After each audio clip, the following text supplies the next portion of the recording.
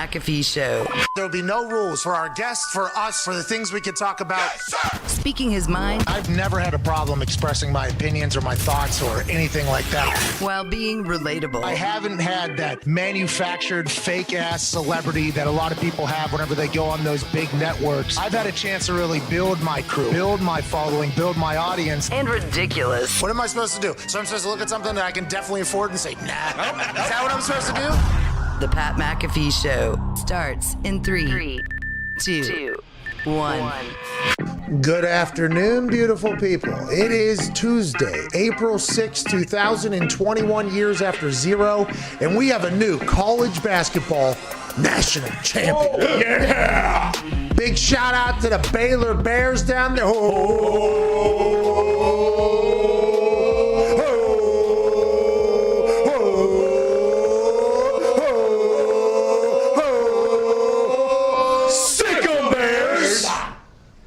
Congrats to Baylor winning the national championship right here in Indianapolis. Now, first of all, shout out to Indiana making this happen. Yeah. Okay, great work by the city down here, the hospitality, the Visit Indy folks, the Indy Sports Corporation was able to build a bubble with college kids being involved for 3 to 4 weeks here. One game was missed because of COVID. Shout out to Indiana. Yeah. Okay, shout out to Indianapolis. The Combine's coming now because Indianapolis is ready to do a thing. The city hosted restaurants. I don't think we had a massive surge. I think there was actual mask mandate lifted today. Right. Actually. I mean, it's like, I feel like Indianapolis did a great job and proud to be a citizen. Yeah. That being said, you know, the problem we have here on this particular show is this particular Sports Stooge show, which there are a lot of Sports Stooge shows. This is one of them. When you talk about college basketball, you know, maybe you can get a little bit excited whenever you see a guy with a Fu Manchu mustache, and you see a team that had never lost, just was undefeated, and you see a point guard that I legitimately believe could actually be a college football quarterback with the way he moves and his vision and his style, and he's just unbelievable. And you see a team live and in person like I did, and you don't think to yourself, wow, this Gonzaga team's unbelievable. But while watching them live at Lucas Oil Stadium at the Final Four, I think because of my infatuation with this Gonzaga team, I failed to watch the actual ass beating of Houston that Baylor gave out there. Yeah. And I believe in the first place, somebody jumped over another human. I believe there was a couple plays where they were just getting hot and Baylor was just burying Houston. And I remember thinking, oh, this Baylor team's good. But my mindset the entire time was, can't wait to see Gonzaga play. Now, at that moment, whenever I was watching that, I did not know that Miley Cyrus was potentially coming. Sure. If I did know a Miley Cyrus concert was happening, I think my initial thought would have been like, okay, these dudes are awesome. Can't wait to see Miley. Can't wait to see the Gonzaga Bulldogs. So I want to let everybody know in Waco that I personally, I think I speak for many here who got infatuated by the Gonzaga. I was sleeping on the Baylor Bears. And what we watched last night was an absolute ass beating. Now, there was no chance I was going to stay awake for that second half, whether or not Gonzaga was playing well or not. And I was going to finish it in the morning. But it did feel as if from the very beginning of that game, it looked like a very different Gonzaga Bulldog team. The quarterback, point guard that just banged home the game winner as the clock expired. 2 fouls in the first 4 seconds of the game. Yeah. Yep. He's out of the game. Timmy, there was no flexing early from Timmy. Timmy looked confused. His mustache looked like it was a little bit out there. The Fu Manchu didn't look as good as it had in the past. This Baylor team beat the shit out of the Gonzaga Bulldogs. The team that, in my eyes, as they were losing by 5 to 10, I said, hey, let's enjoy this Gonzaga. This is the greatest college basketball team of all time. Let's enjoy. As they were losing by 5, live bet. I doubled down on my shit. I got Gonzaga +4 at one point. I was like, let me bet on that. Yeah. Because I just knew it was coming. I knew it was coming. I woke up this morning and watched that second half. They did not come. It did not come. There was like 6 to 7 potential runs that were supposed to be for Gonzaga, where Timmy would get a wide open layup or a shot would happen. It was like, okay, here's where it happens. This is how college basketball works, by the way. One team gets up, the other team gets a run, and then it's either tied or the other team goes, and then the other. That's how college basketball is. That's why March Madness is so fantastic. It doesn't matter who it is. If they're completely out of the game, there's a chance they're going to get blown out, okay? But there's also a very large chance that madness is about to come, and this team is going to come out of nowhere nowhere. And somehow, some way last night, the Baylor Bears out of Waco, which is the home of Chip and Joanna Gaines. That's right. Okay, Magnolia Farms Diner. Okay, also Dr. Pepper. Ooh, yeah. Doctor. 23 flavors. Yeah, Dr. Pepper's from down there. Even the little Doc is from down there. And and also that one documentary. David Koresh, the French Davidians. Potentially. But there's a lot of great things in Baylor and in Waco. And last night, their basketball team, who people have been talking about since the beginning of the season as being one of the greatest basketball teams of all time, alongside Gonzaga. That's why this national championship was something that everybody was desiring, because it was like these two teams fucking got it. That Baylor team, when Gonzaga would make a run, they just put their foot right. It was like the Christmas Story. When Ralphie climbs up the slide and he doesn't tell him about the Red Ryder BB gun or whatever the fuck its name is, and Santa just puts his foot right on his forehead and just pushes him down. That's what Baylor did to Gonzaga every run that was supposed to happen. They're just like, nah. Excuse me, we got something incredibly dope that's about to happen. They were step back, pull up, three splash, some dunks, some insane. I mean, it was awesome to watch. It was a game that could not keep me awake at the time it was running, but this morning as I caught up on the whole thing, I really enjoyed it. It was fantastic to watch that Baylor team, and maybe I didn't take in how good Baylor was this year because I was blinded by Gonzaga. That Baylor team's coming back next year. So is that Gonzaga team. And by the way, if I'm Baylor, I'm saying, hey, roll over. What we just did was worth 2 national championships because there was none last year. I'm thinking about it, like UCF had that undefeated season or whatever, and they called themselves national championships, had a parade and everything. I think if I'm Baylor, I'm saying we had the same team last year, okay?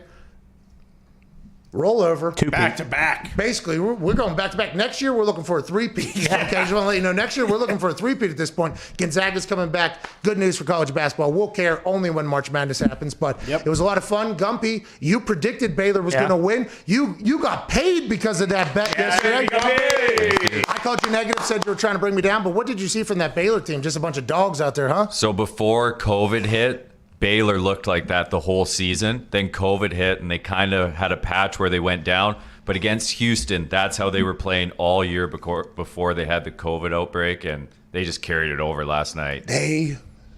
It was awesome. Athletes. They ran them out of the gym. It was awesome to watch. They really did. And Foxy said this earlier, and he said, I'm not going to say it live, but it was like, well, why, Foxy? He was like, well, I don't want to seem like I'm, an entitled kid or something like that. He said, yeah, that was classic private school, okay, wins championship, goes down into the public schools, plays against, gets their asses beat. And by the way, Gonzaga, private school. Yep. Okay. Baylor is a public school. That's right. So it is exactly what it is. But I mean, I don't know why I didn't fall in love with that Baylor. They got a mullet on that squad. Yeah.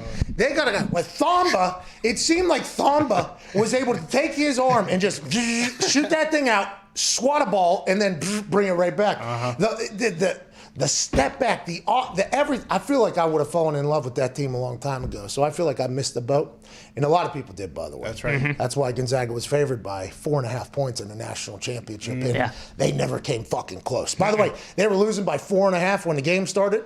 And they never got back. No. Not a single once did they ever get back. What a game. At Boston Connor, the NFL also cooking up right now. Hey, Sam Darnold out of the AFC East. He's been traded to the NFC South for 3 picks to the Carolina Panthers. The Carolina Panthers have come out openly and said, we are allowing and we're asking Teddy Bridgewater that if he wants to go test the trade market, which, by the way, going to cost whatever team that gets him $18 million, $10 million guaranteed if you trade for him right now. Who knows how that market looks? But the Carolina Panthers said, well, hey, Teddy, you want to go get traded, go ahead and do your thing. If not, all good. But they did pick up Sam Darnold's 5th-year option, which is $18.8 million guaranteed, basically. Sam Darnold's now the quarterback for the Carolina Panthers. It appears Teddy Bridgewater is going to be the backup. Always need a great backup, so I guess Carolina feels good about this whole thing. Doesn't feel like they picked up the $18.8 million guaranteed next year for him not to be the starter. But hey, who knows? Never know. Who knows? Dumber things have happened or wilder things have happened in the NFL.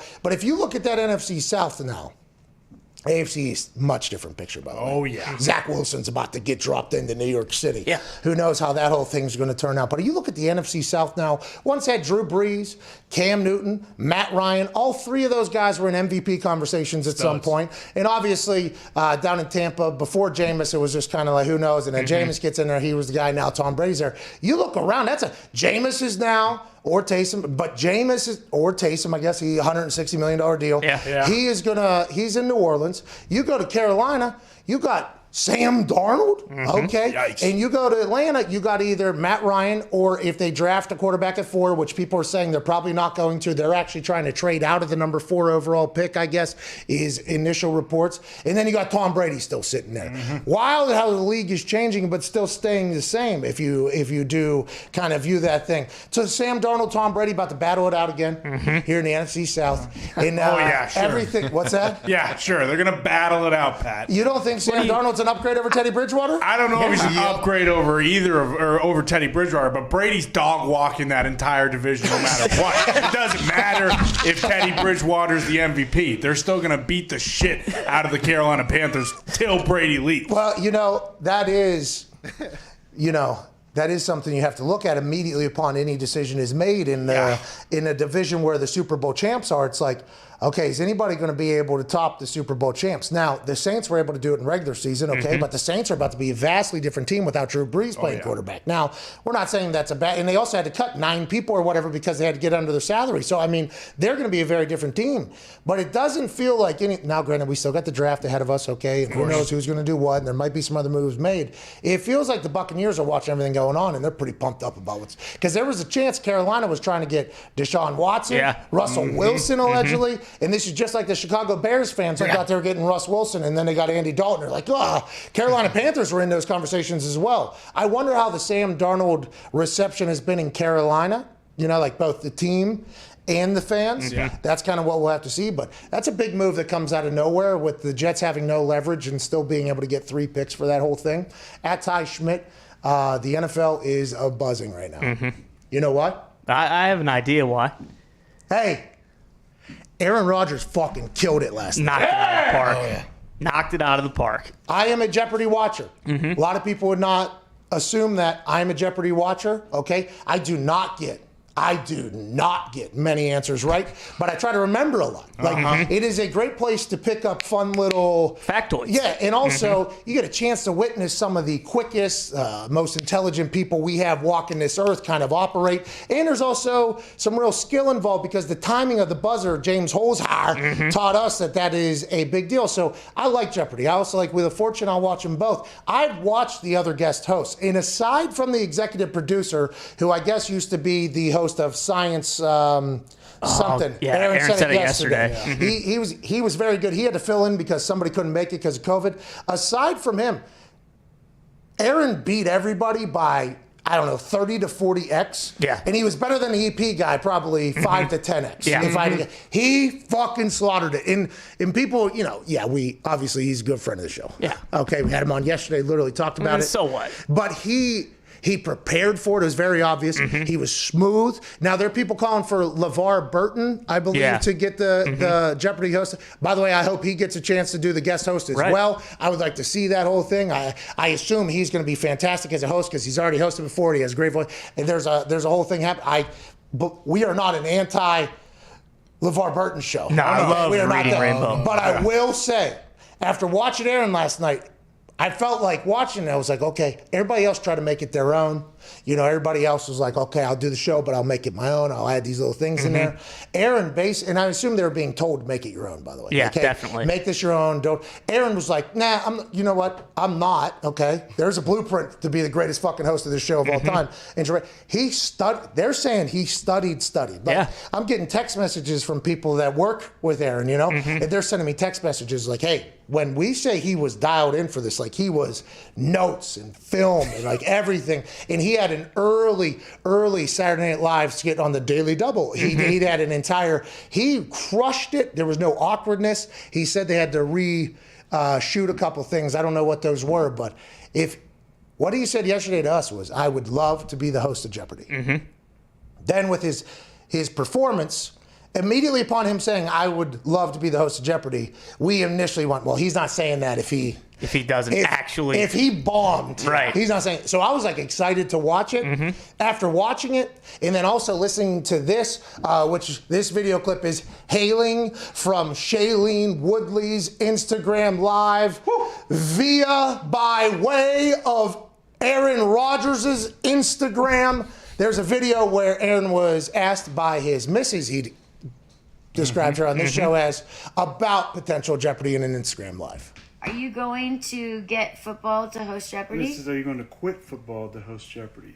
No, I'm not going to. I just won MVP. I still have a lot left in the tank. Okay, I'm still going to play. Okay. And I'd love to host Jeopardy at the same time.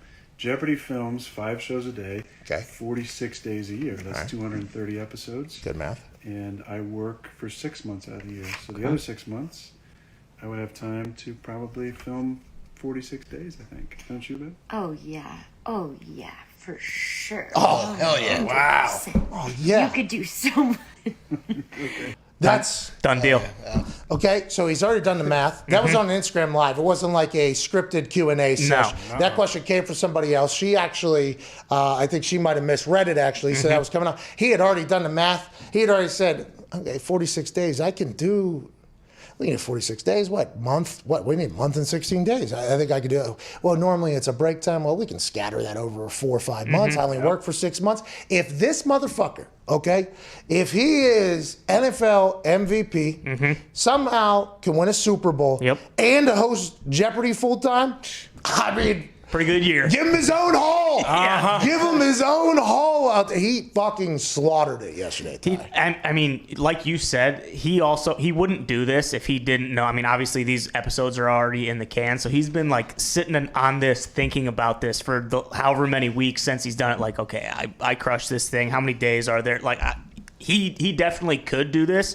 And it's going to take a different guest that does like very, very well. Like right now, I think the overwhelming sentiment is like, hey, fuck it. Let Rodgers do both. Let him play and let him host Jeopardy. Well, I think ratings are probably going to be rather high. I have not seen a guest host thus far. There's been a few now. He is nowhere near the first guest host here. There's been a few, and they've been talked about and everything like that. But this had a real buzz going into it. You know what I mean? It was like an event. The way he said yesterday, tonight's a big night, both me hosting Jeopardy and the national championships. I was like, you know what? You are right. It does stack up. Yeah, I am actually. It's the first thing I've DVR'd in months. Imagine if he fucking bombs out there, how that all goes. And he probably had that in his mind, by the way, while he's watching the film. He's like, well, if I'm going to do this, because when you're in the sports world, everybody always expects you to be a stooge.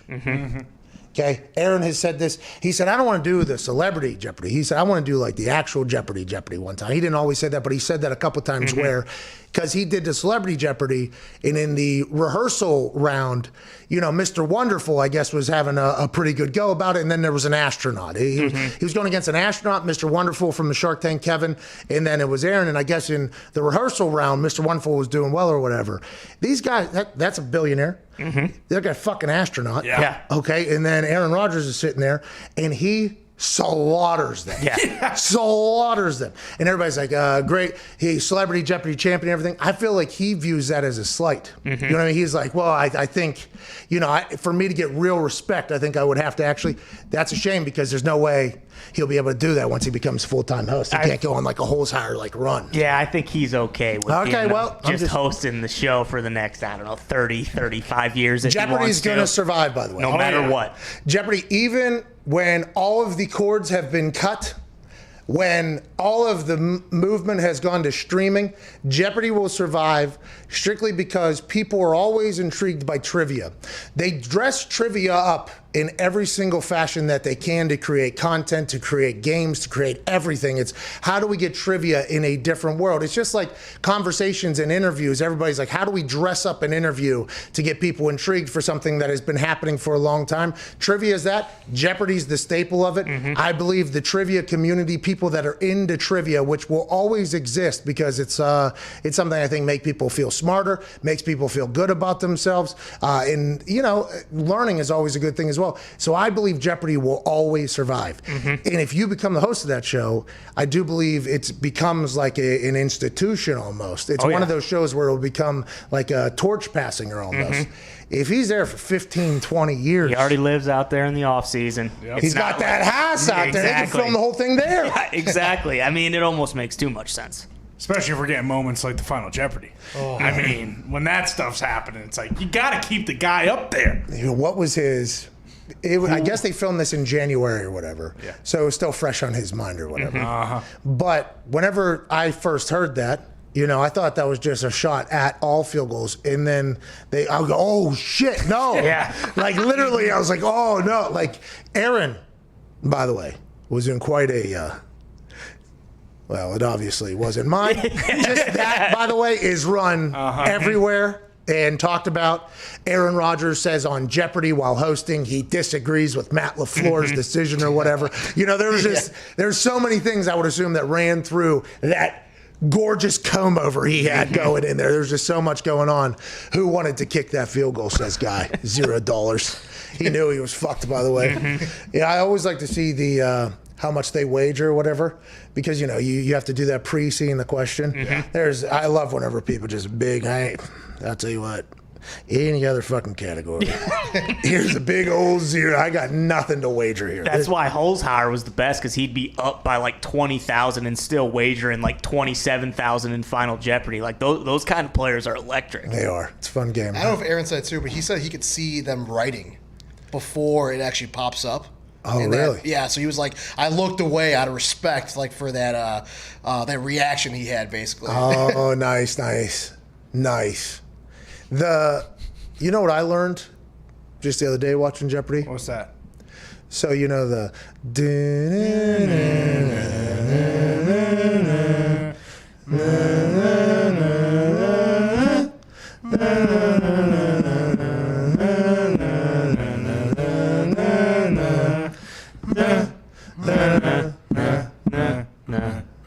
boom, stop. So that was about 15 seconds if we did that properly timed. Because they run it back twice and it's 30 seconds. So if you ever find yourself in a potential situation where you need to know 15 seconds to 30 seconds, one Jeopardy round is 15 seconds. Huh? Good to know. That's good to know. Think about how high you gotta be while watching Jeopardy to think of that. It's like, all right, how long is this? 30 seconds, and I did it. And I was like, okay, so that's about 15 seconds. If I ever need to know, if I ever need to kill 15, 30 seconds, here it is. It's the Jeopardy tune. Zito, what is the poll for today?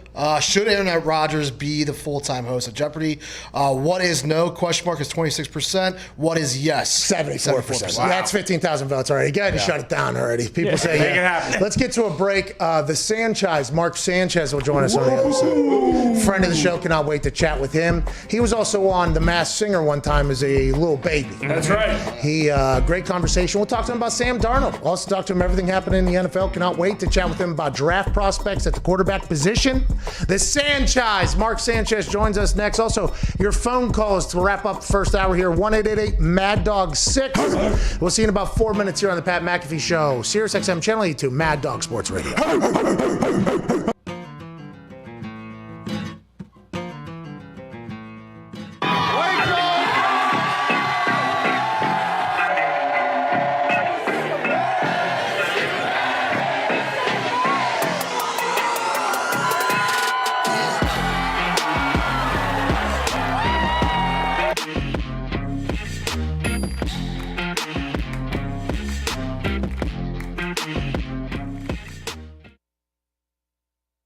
Hi, my name is Tim McAfee. I'm the Executive Director of the Pat McAfee Foundation, and Pat's dad, by the way. Today is my 60th birthday. I was born in 1961. Since then, I have been able to appreciate and experience the freedoms of this great country provided to me by the armed forces. There's an old saying that says, freedom isn't free, and we appreciate that at the Pat McAfee Foundation. Freedom is not free. The armed forces serve our country in many different ways. Because we appreciate that, the Pat McAfee Foundation provides scholarships to the children of U.S. military personnel. Since 2012, we have given over $500,000 in scholarship to those children. So today I'm asking you to please give to the Pat McAfee Foundation. Go to thepatmcafeefoundation.org, donate $5, $10, $20, whatever you can afford. Every dollar adds up, and we appreciate it. and the kids appreciate it. Thank you very much.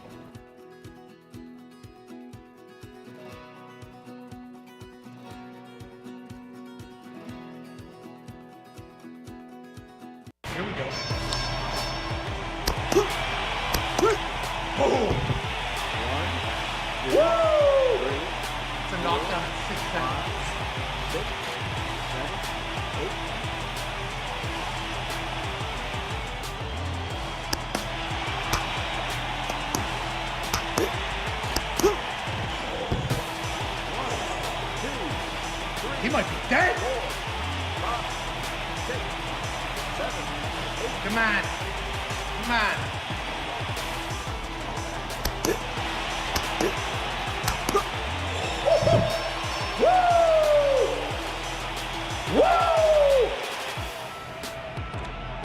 Say it loud, ref. Ladies and gentlemen, with the match ending in the first round, your winner by technical knockout, Thank you.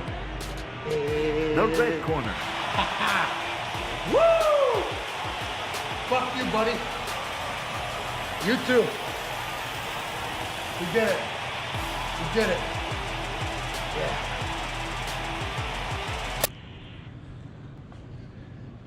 Listen, am I the greatest Oculus boxer of all time? Possibly.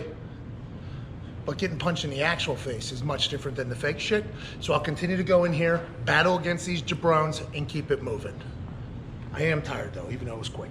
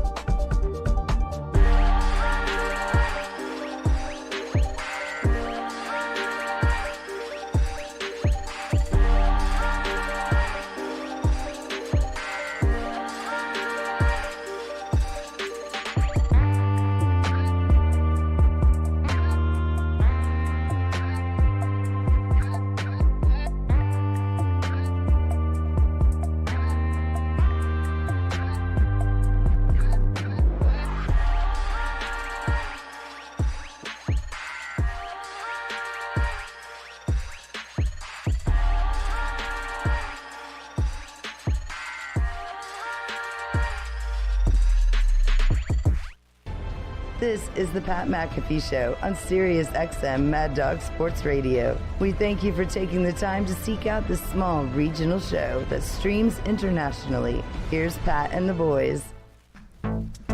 Welcome back to that show here, Tuesday, April 6, 2021. Baylor just won a national championship. Aaron Rodgers proved to be the greatest guest host in Jeopardy's history thus far. Probably forever.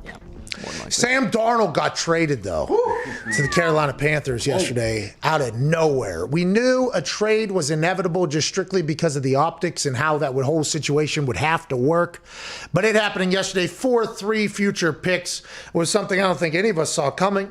Joining us now is a man who could potentially talk about what it's going to be like for Zach Wilson in New York, which is allegedly the definite pick. Sam Darnold in New York and moving on to Carolina now. The Sanchez, Mark Sanchez. How are you, buddy? Patty, what's up, bud? Hanging out. How are you? Can't even see your arms there. Doing great. Get it? I get it. Camo joke. Nice. How are you, man? You're looking thinner than I think I've ever. Are you down right now? Wasting away to nothing here. Just got a Bowflex plug. Ooh. Have you been doing the Randy Johnson, the whole that Bowflex? What? Isn't that a Bowflex? I don't know. Come on. I don't know. I think that's one of your exercises. Yeah, the thing. I've been doing Oculus boxing. Oh, so plug. Yeah, there's a plug. Now there's a plug. Now you look good though. Thank you for joining us. We appreciate you, especially on this particular day with Sam Darnold moving. We talked to you before about the Sam Darnold situation, and I think you felt like a lot of people like, hey, that's pretty unfair. The situation around him has not really been ideal for him to potentially be his best self. Now he's going to Carolina. Are you happy for Sam, I'd assume? And have you talked to him, or what do you think his initial reactions and emotions were when finding out he got traded out of there? I'm thrilled for him. We exchanged a couple texts last night. He's my neighbor here in Orange County. So I think this is great because if he was going to go back to New York, right? There's too short of a leash. The grace period's over. The honeymoon's over, right? And I said this a couple months ago that he'd go 3 and out one time and he'd get booed out of the stadium, and it was just so unfair to put him in that situation. Yeah. And to judge Sam Darnold right now, saying he's either a good or bad quarterback, I think is just premature. It's unfair to do that. So this is a chance for him to get a change of pace, much smaller media market, a chance to focus on playing and just resurrecting his career in a sense. And, it's unfortunate the way things went. I had Jet fans texting me, people that I know that are huge Jet fans, like, well, good luck, Sam. We barely knew you, It was, I'm sure it's a little frustrating in some ways, but I think turning over a new leaf for him is the best thing for him. And I said, a month ago also, I said Panthers, Eagles, Broncos, 49ers. Those are the teams he could go and potentially compete. But if he stays in New York and they draft Zach Wilson, he'd get released, right before the season and have to end up like Jameis Winston did last year and find a place with an established starter and not really, have a chance to play unless somebody went down. And get paid like $800,000, $1 million or whatever. Exactly. Yeah. So they picked up his option, which is great. That's huge, right? That means he's going to be the guy down there. So they told Teddy he can seek trade options if that happens, but we're too far along, and I think Teddy's owed like $18 million or something. That's going to be a tough trade, I think, at this point. So it's going to be Sam and Teddy. Can I go back to something you said there, though? You said Charlotte, much smaller media market. Is it really... You're one of the only people that will really, truly know what this is like. The media thing, what is it about? Because you always hear it like, oh, it's big media. But now with social media, don't you kind of hear everything being said anyways? What's the difference, you think? Is it just you feel like you're being watched? The things that are being said, it's in your face more? Why is New York one of those media places where it's like very impossible? And everybody says this. I'm not saying it doesn't exist, but why is it? It's definitely more in your face. Like in Indy, I'm sure you guys had a few beat writers. In New York, there's like 30, every day in the locker room. I mean, they're there. It's a cutthroat business. They got to get the story. They got to get the scoop. They got to have their sources. And that makes sense. It just has so much more weight there, right? And as a quarterback, you try and tune that stuff out. But as soon as you go to the press conference, you got, your media liaison and PR guy basically debriefing you on what you're about to talk about and all the articles that essentially came out, basically kind of go through the headlines of, hey, here's kind of what's going on in the news. And you have a good idea, but so you can't like block it out. Hey, isn't it awesome though? They tell you like, hey, listen, block all that. Don't hear any of the noise. Anything that's going on outside the building, don't worry about it. It's all about in here. Exactly. Okay, now, when you go in here, they're going to fucking talk about it. Okay, they're going to... Hey, remember that game you threw 3 picks yesterday? So they're going to want to talk about that. Okay. You moved on. They didn't go well, and you're going to have to address that. Man, I didn't even think about that aspect because in my eyes, it's like, all right, everything's being fed to you. You can't hide from anything anymore. It's much different than it was. But, no doubt. But now thinking about the amount of media people that would come into our locker room when it was a primetime game or something like that, the amount of people that were in there. I assume it was like that for you guys every single day. It was miserable. It was absolutely miserable. And I never talked to them. They never wanted anything to do with me, but just looking around, it was like, okay, so this person has to say fake bullshit for the next 30 minutes here, and we can't talk about anything at all. All right, I'm going to get out of here. Dude, I had a locker. I shared a locker next to Thomas Jones my rookie year. Bro, he would give me the evil eye. Because the media would come by and he's like, hurry your rookie ass up. Or he'd say bitch ass or something. He would just like, yo, hurry up, get these people away from my locker now. Or go talk somewhere else. It's true because they'll like stand, they'll stand on the seats. Now, near me was, I didn't have anybody, like Pat Anger was there for a bit, Hugh Thornton was there, Denzel Good was there, A.Q. Shipley was there. Not a lot of big media presence where my locker was, but over where the quarterbacks were, they're standing on people's seats at their locker like this to get their thing. And the guy's like just comes out of like the shower or whatever. It's just like, are you fucking done, dude? That is, I can see that being difficult in New York. It's such a weird dynamic too, because guys are fresh out of the shower, like one leg up on the chair, Get the, you know, can you get they're off my freaking junks hanging out, and they're like putting lotion on, and you know, people are just walking through interviewing people. Yeah. Like, it's all good. Yeah, you got to cover the sport. Got to cover the sport, and that's addressed, by the way, every training camp. They're like, the media's relationship with you is a good one for everybody, and they start explaining how good it is.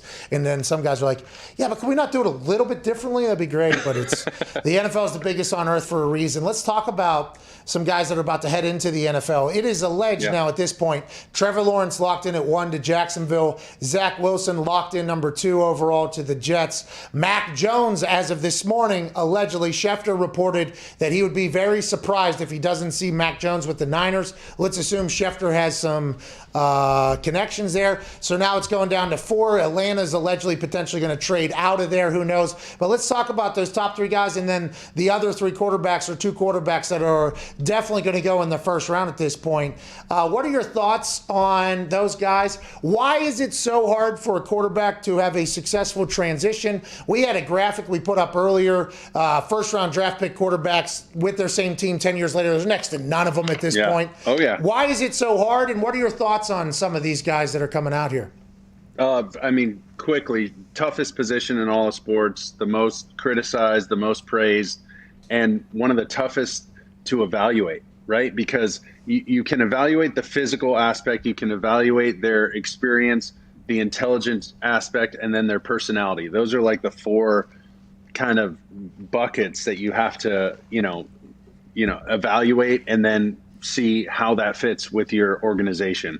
So once you do that, now you got to put them in positions to be successful. And that's coordinator, that's talent around them, that's defense, that's what you do in the media, how much press you make them do, whatever.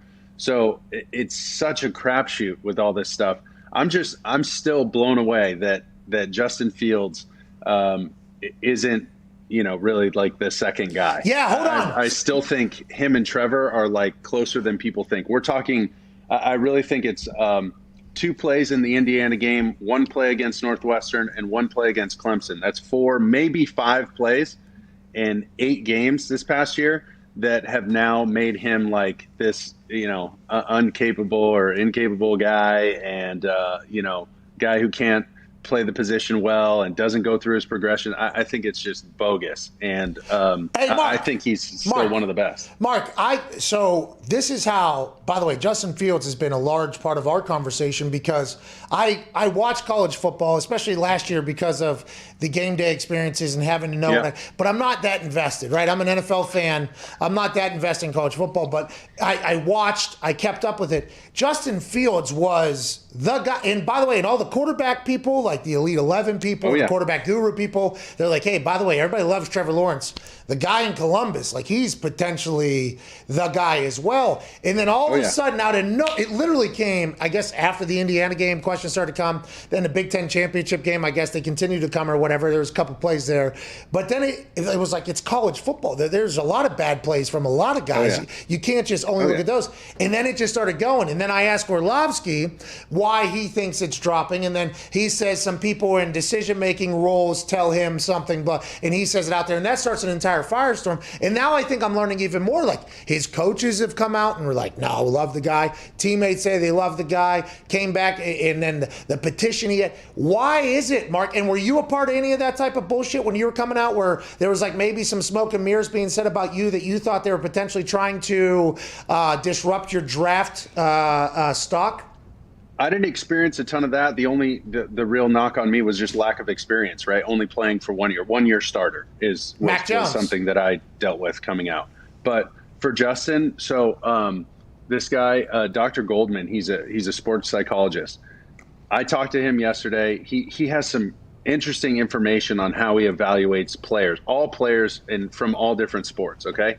Since 2012, this guy's interviewed and given this basically like a mental aptitude test on an iPad of 6,500 athletes, professional athletes, okay? Not just your average Joe walking down the street. These are like ballers, okay? Not me. They have exactly like you. Not me. They have a learning efficiency rating on there. So it's basically like this acquisition. Like, so how many reps does it take till you get it, till you understand something, and then your recall? Like, once you have it, can you bring it back and use it? Right. That's basically what they're trying to figure out in one part of this test. Justin Fields, okay, the guy who supposedly can't go through his reads, doesn't have great work ethic, all this bogus stuff. He scored the highest ever. Okay, he scored the highest that they can rank him. 65 hunch. Okay, they scored a 130 on it. He scored a 130. Mahomes was like a 108. Josh Allen was like a 108. Like over 100's good, bro. He was a 130. Okay, this kid can learn. Essentially, it would equate to like an average playbook that's not that complicated. He'd learn it faster than anybody. Question. A very complicated playbook, it would be like an average playbook. Question. Like, this kid was in the top 1% of 6,500 pro athletes. Question. Okay? This kid is bright. I have a question. Does he have a photographic memory? It seems like he probably has a photographic memory. I don't know exactly how that, because if he does, shakes out, but he doesn't have to be there at 4 a.m. in the fucking morning. Yeah, right. Okay? If he does, and he's having this entire thing, he's like, okay, I got it. All right, I got it. And the other thing, too, is like, you want to talk about toughness? Dude, this kid came back in a Michigan game 2 years ago, banged up his knee, threw a brace on it, next play goes in, throws a touchdown. Gets absolutely crushed by Skalski against Clemson. Yeah. Like he got hit by a Volkswagen freaking bus. Yeah. And comes right back in with broken ribs, rolls to his left, completes the ball, touchdown. Yeah. Like, I mean, this kid has the toughness, has the grit. I'm blown away that his stock's not even higher. But the fact he has a photographic memory, Sanchez, that's what it would have to be. Potentially, I don't know what it is, but that's definitely what it is. Nailed that test. That's definitely what it is. If it's a recall test where you get shown something and then you have to recall it, if he scored the highest out of 6,500 people, I would assume there's some people in there who have pretty fucking good memories in there. That means he would have to look at it. Okay, got it. Yeah. Okay, I got it. Like that is. It was impressive, but what'd you score on there? Did you take it? Say that again. Did you take it? I didn't. I want to though. I will soon. I think you I'll stay give out you of my that. numbers if they're good. If they suck, I'll tell you. That's what I was about to say. I think you stay out of it there. I think that's. You can sing. You're handsome. You've had success. There's no reason to set yourself up for potential. Oh, this guy can't remember shit. Sanchez. Whenever you think about the quarterback position right now around the NFL, what are your thoughts? Do you think like the Mac Jones, I don't want to say stationary because he's more athletic than people are giving. I get it. But do you think that the classic pocket passing quarterback is going to survive forever? Or do you think you're going to have to add an element to your game at this point with the way the offense is moving? The way offenses are moving, you got to be able to move a little bit. And, Mac Jones would be, maybe at the lower end of that spectrum. But, he's also in a draft where, Justin Fields just ran a 4.4. Okay. Trevor Lawrence would run, a 4.6, 4.5 probably. Zach Wilson, pretty fast. So he's in a quarterback class that's ridiculously athletic. Yeah. So, but I mean, an NFL comp for him, I talked to Steve Sarkisian. And he was my coordinator at SC, now obviously the head coach in Texas, and was as Alabama's coordinator for Mac Jones. But he said his NFL comp is Matt Ryan. And nobody complains about Matt Ryan not being able to move. Nobody complains about Matt Ryan's arm strength. He can make all the throws. He can do everything you need to do. And for Matt Ryan, honestly, if he wins that Super Bowl like we all thought he would a couple years ago, we're singing an awfully different tune about him because he's a baller. So I think there's plenty of potential for Mac Jones, and I think it looks like, the 49ers might be his landing spot. Ty Schmidt.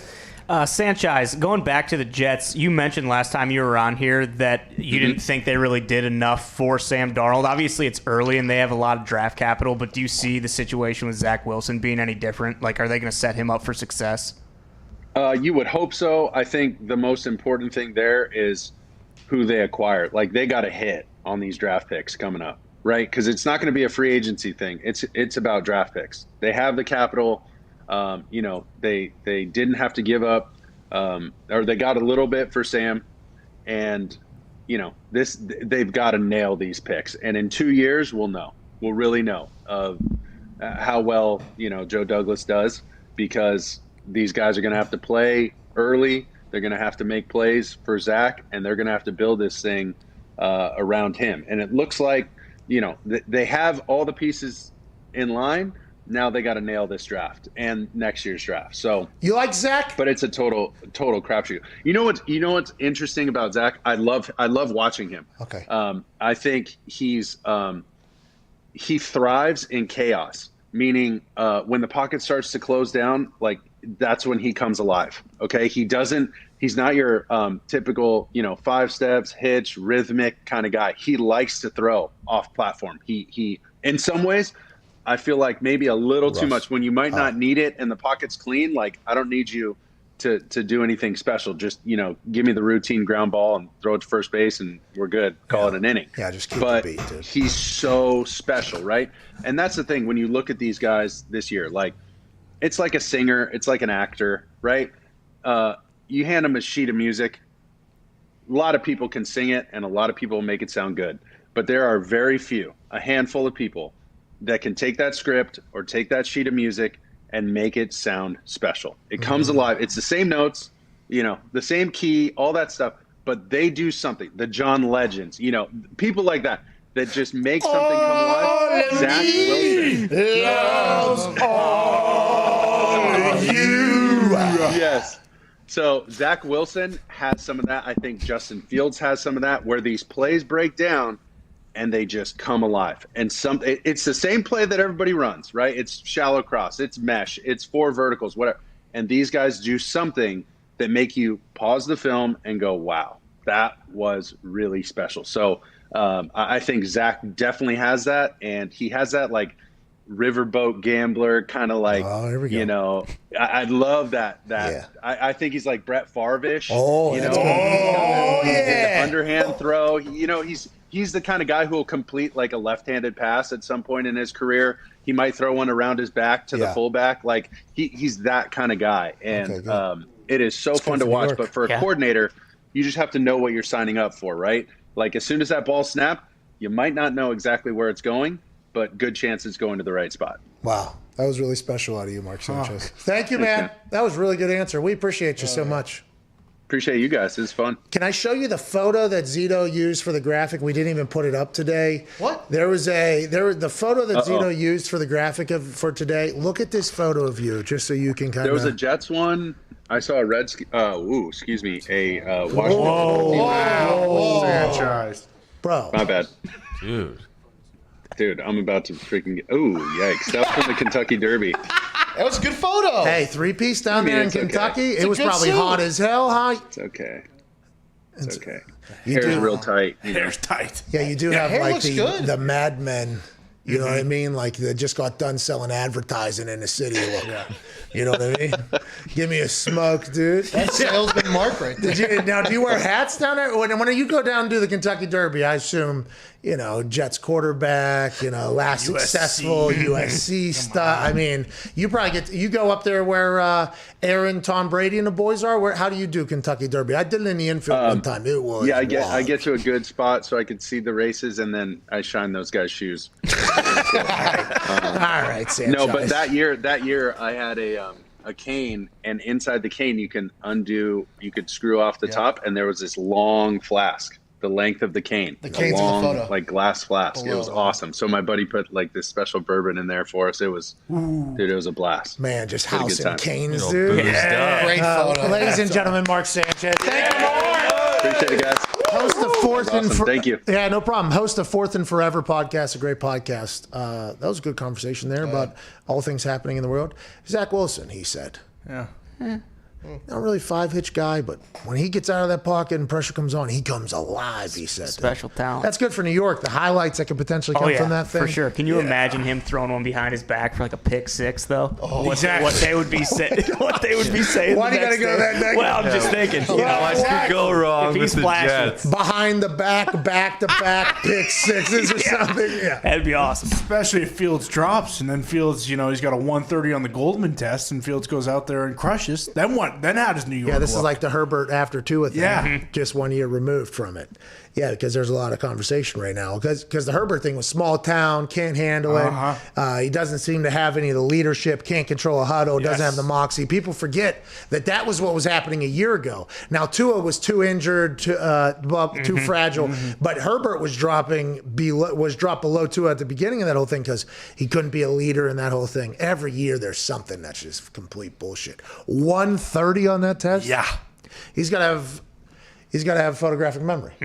Who's going to take him? Denver? Somebody they say it's going to trade up at 4. Yeah, someone's trading 4. As soon as I feel like what people are probably doing right now is they're hearing all the smoke, and then draft night they're going to be like, if this is how this actually is, let's make a move to try to get to 4. This is what our best offer will be, this whole thing. I assume there's going to be potential movement on that 4 pick, and Atlanta has already leaked, like, hey, we're listening. They've already put out, like, Atlanta is fielding offers or has made offers or something like that. Atlanta's basically like, hey, if you want it, come and get it. We're okay doing whatever. So let's assume that one's going to get moved as well, which is great news for everybody. Miami still has 4 picks within the top 50 picks this year. Yep. Look for them to potentially make some moves, huh? Move back Need up. some weapons. Need some weapons. Yeah, the Colts do as well. The Colts need a weapon as well. Yeah. I mean, Michael Pittman's training, dancing. I've seen him. He's coming alive. T.Y. Hilton, obviously, absolute stud. I don't know if I sent it to the group or not. I was watching film, because T.Y. told me to. I was like, T.Y., I always say that coverages, the way you get covered is just obnoxious almost, but it's hard to really talk about. And I was like, can you give me a couple games to watch, the people that did it? He had me watch a couple games. This Houston coverage was hysterical. So Houston is where his nickname, the Ghost, began, because every time we played Houston, he would disappear like a ghost behind their defense. So a long ball, him and Andrew would connect on something. Then the Ghost, it just kind of became a thing, like extended plays. This guy is open and he's going to get the ball wherever you need it or whatever. This Houston coverage is there's a bunch set to the right. T.Y. single off to the left by himself. No tight end to his side. There's a corner on him.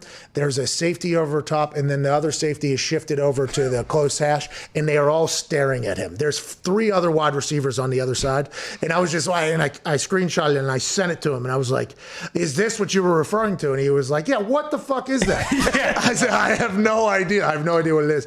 But he's the type of guy where if you get somebody who demands and commands some attention, I think that Carson Wentz offense could go, but there's a lot of teams that need offensive weapons too. So we'll see how it goes out there. With how many receivers there are, they talked about receivers going forward. They're going to be deep in multiple classes to come, and offensive line. So it's like, and they're good. I mean, they're saying good. The young wide receivers are better than anybody's ever been because the footwork drills that they do is just making them elite separators from corners. Let's get a phone call in here before we get to a break in 2 minutes. Let's go to Fletcher down there in North Carolina. What's going on, Fletcher?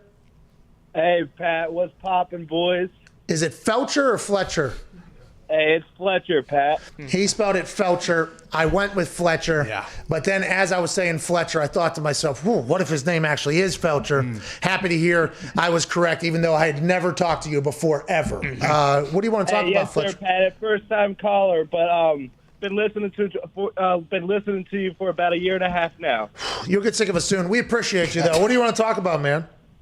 What if we get Kyle Pitts? If Kyle Pitts drops to 8, do Carolina pick him up? I don't know if he drops to 8 from what I've been told. I like that the Carolina Panthers, though, have been making moves. The Carolina Panthers have been aggressive. Right now, it's Jags, Jets, Niners via trade with the Dolphins at 3, Falcons, which is allegedly going to be a tradable pick, then the Bengals, then the Dolphins via the Eagles, then the Lions, then the Panthers, then the Broncos or whatever, and then it kind of goes there. I think Pitts is going to go in that 5 to 7 range. Yeah. After 4 quarterbacks go and teams have to make decisions on what they like, what they don't like, look for Pitts to go. By a lot of accounts, best football player in this draft is Kyle Pitts. Let's assume somebody's going to make a move to get up there for him. Bengals offense is perfect for him. They're only missing, that tight end. They got Higgins last year. They got Boyd. And would help Joe Burrow immensely. Yeah.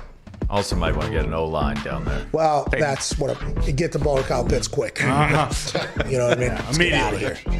Now, Kyle Pitts, down there in Florida, is going to be a little different with no indoor facility in Cincinnati, Ohio. That's a good point. A little chilly. I think he'll manage. All right, hour one's wrapping up here on this WrestleMania week. Whoa! It's WrestleMania week. I don't know if anybody remember. I didn't know that. We'll be back in the second hour. It'll stink, but we appreciate you.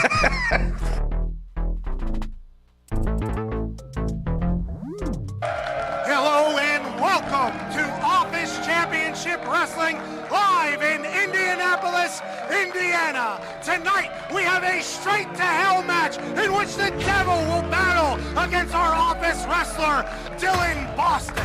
You might be wondering how we got here. Let's find out right now. And now we have to make a deal with the Devil. Yeah, no big deal. Classic trial by combat situation. We got our champion, Dylan Bostic. All he's got to do, win the match, 1, 2, 3, and we're home safe. The only man that would take the job to protect us from the Devil himself, Dylan Bostic. Like you mentioned, Pat, there's probably about 5 or 6 other guys we'd rather have in this position, but we'll take Bostic, I guess.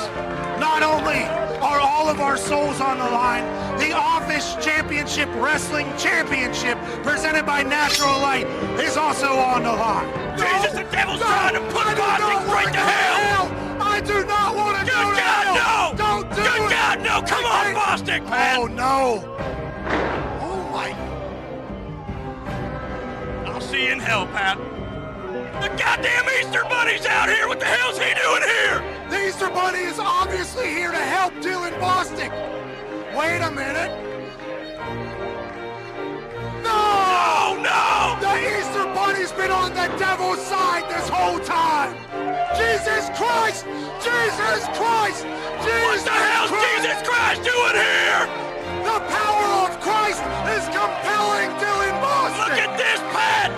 Jesus Christ is bringing Bostic back to life! Jesus is going insane! And now Bostic's kicking wholesale ass in the ring! Jesus Christ has come to help Dylan Bostic defeat the Devil and defeat the Easter Bunny. What's gonna happen here? Good God Almighty, it looks like he's going up in the scissor lift! Jesus is lifting the scissor lift! Jesus is now telling Bostic to come down. Don't do it, Bostic! Don't do it! Oh my God! Bostic's dead!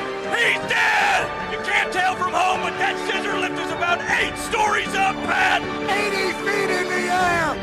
Oh wait! He's tuning up the bed! The Devil! Super kick! Into the casket! The Devil goes down! The Devil goes down! He shuts the casket! Straight back to hell! The Devil goes straight back to hell, where he belongs! With the assist from Jesus Christ of Nazareth! Dylan Bostic saves the PMI Office's souls and wins the OCW Championship right here on our first OCW Straight to Hell. So I'm gonna putt 7 balls here. If I make more than 3.5, so it'd be half of them. Yeah.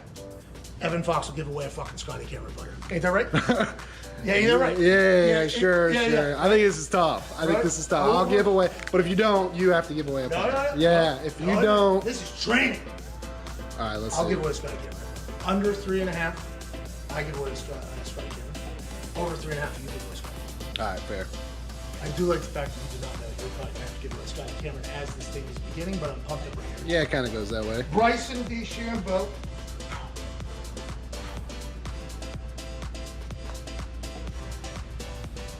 No. 1, 2, 1. Oh my God. Thank you. Masters week. Everything gets hyped.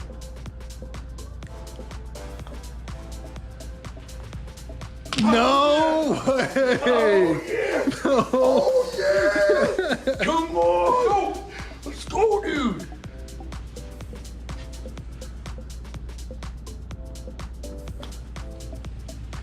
Oh, it's in the hole. Oh. What is happening? It's Masters. What are you talking about? Come on, dude. It's the DeChambeau, bro.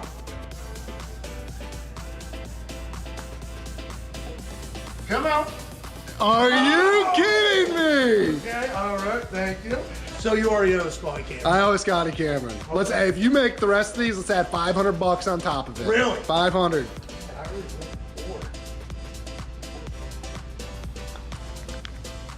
No! Oh. So we didn't get the extra 5 hunch, but Foxy owes you a Scotty again. That was unbelievable. Let's go, baby! Let's go!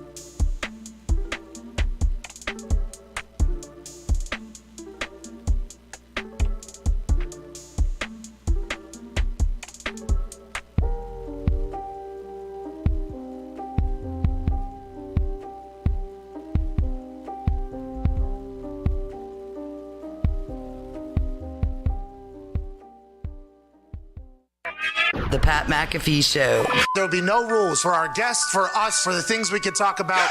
Speaking his mind. I've never had a problem expressing my opinions or my thoughts or anything like that. While being relatable. I haven't had that manufactured fake-ass celebrity that a lot of people have whenever they go on those big networks. I've had a chance to really build my crew, build my following, build my audience. And ridiculous. What am I supposed to do? So I'm supposed to look at something that I can definitely afford and say, nah. Is that what I'm supposed to do? The Pat McAfee Show starts in 3, 2, 1. Welcome back to that show. I mean, there's something being talked about during a commercial break that is really potentially disheartening. We'll talk about it immediately following this beat drop from a guy named Twine. There it is. Here we go. Welcome back to the show. Pat McAfee Show here. SiriusXM Channel 82 Mad Dog Sports Radio and YouTube.com/The Pat McAfee Show. Now, during the break, we were trying to digest everything that the Sanchez told us about Justin Fields and everything going on in his particular draft stock conversation. Mm-hmm. He scored a 130 on Dr. Goldman's test. Mm-hmm. Okay, that is the highest of 6,500 professional athletes who have taken this test, including Patrick Mahomes and Josh Allen. Now, this is all coming from, this information is hailing from Dr. Goldman by way of Mark Sanchez, who had notes written out, by the way. Oh, yeah. So I think he had asked, he had done his research, he was ready to go.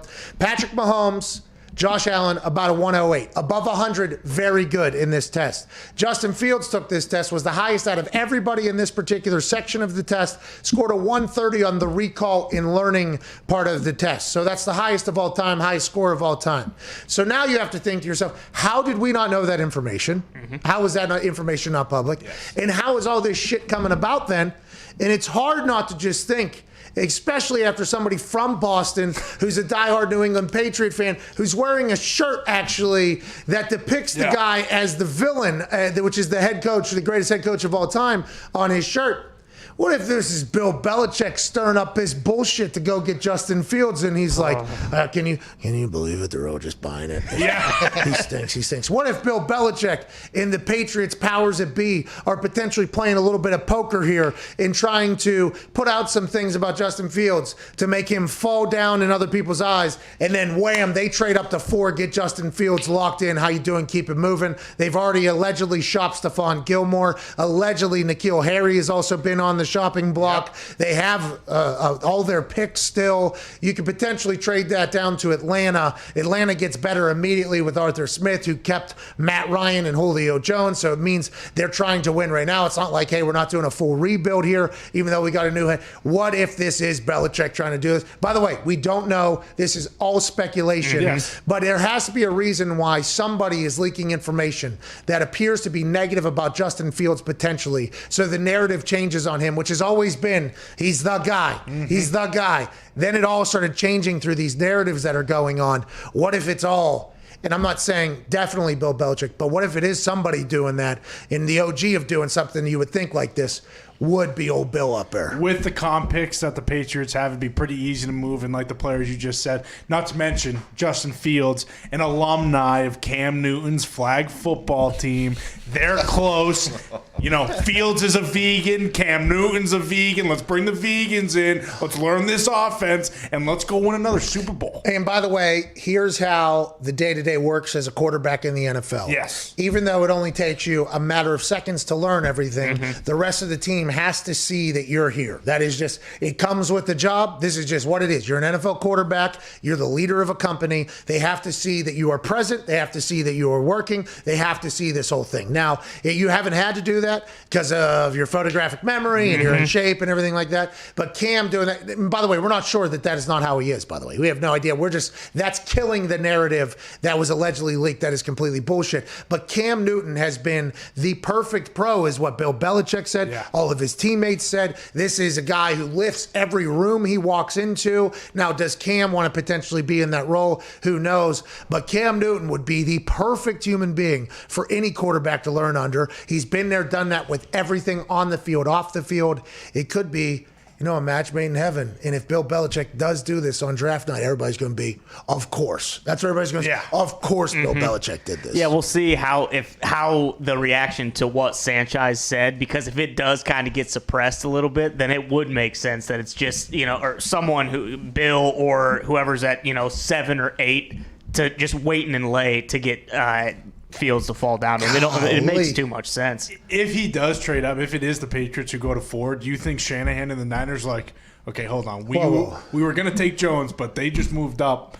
Let's, look other ways and see if Fields is actually the guy here. He won't do that until the fourth pick is up. Yeah. After the decision, the pick is in, comes across, the sound comes in, then I think that's when that fourth-round pick would be moved. I think somebody will get that pick before them, though. Now that the Falcons put it out already, I think someone will hop them if you wait that long. Because there is time.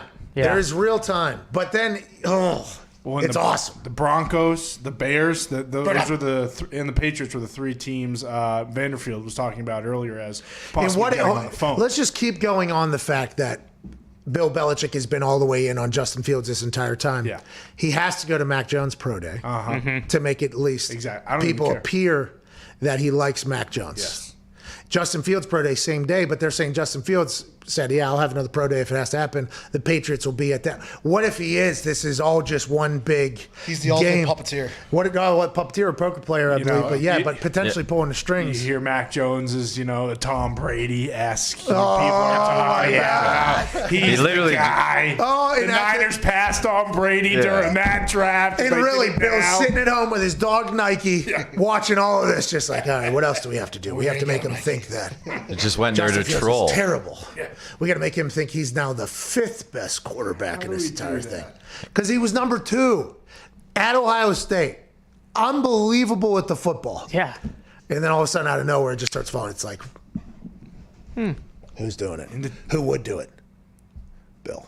Take it another step, too. Was he the one building up Wilson this whole time? Hey, Zach Wilson, he's the real guy. It's not Fields. Yeah, because that's the next shell in the entire game. Yeah. Okay, so we got to get there. We got to do. Trevor Lawrence going to be tough, right? Yeah. He's set. But we can get everybody else here. I mean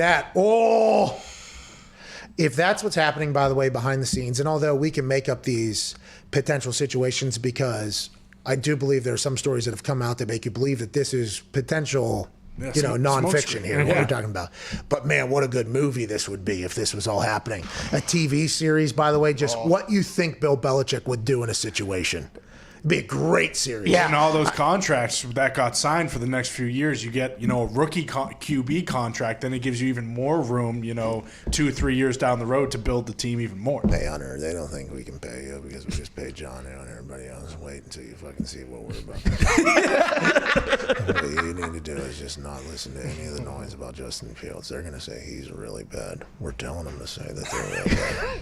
He's really fucking good, and he's going to be throwing you footballs about week 8 or 9 next year, and probably the next 4 years because he costs next to nothing now. It depends on how far we can get him to drop, but he's costing cheaper and cheaper by the day. Cam Newton's going to be gone. He's going to go play great football somewhere. But listen, we got enough money to pay you. We give voidable years to fucking everybody else. We bury Justin Fields. We're fucking winning 10 straight, pal. Welcome to New England. Me and Ernie Adams up here have concocted this plan for the last 72 hours we're about to execute. That is potentially what's going on in fucking New England. Bob Kraft said he's seen a new, strategy towards the draft this year than in previous years. The stars are kind of aligning here. Oh, man. How many other teams? Could all be bullshit. It could. Have to let this be known that this could all be bullshit. And by the way, if it's not Bill doing this, there's a chance that there's another team trying to do this for Justin Fields. This news that he scored a 130 on Dr. Goldman's recall test has changed everything for me.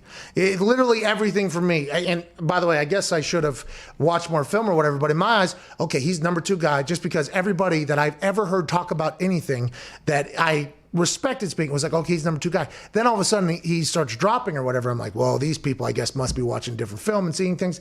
If he can play the way he plays football, he can move the way he can move.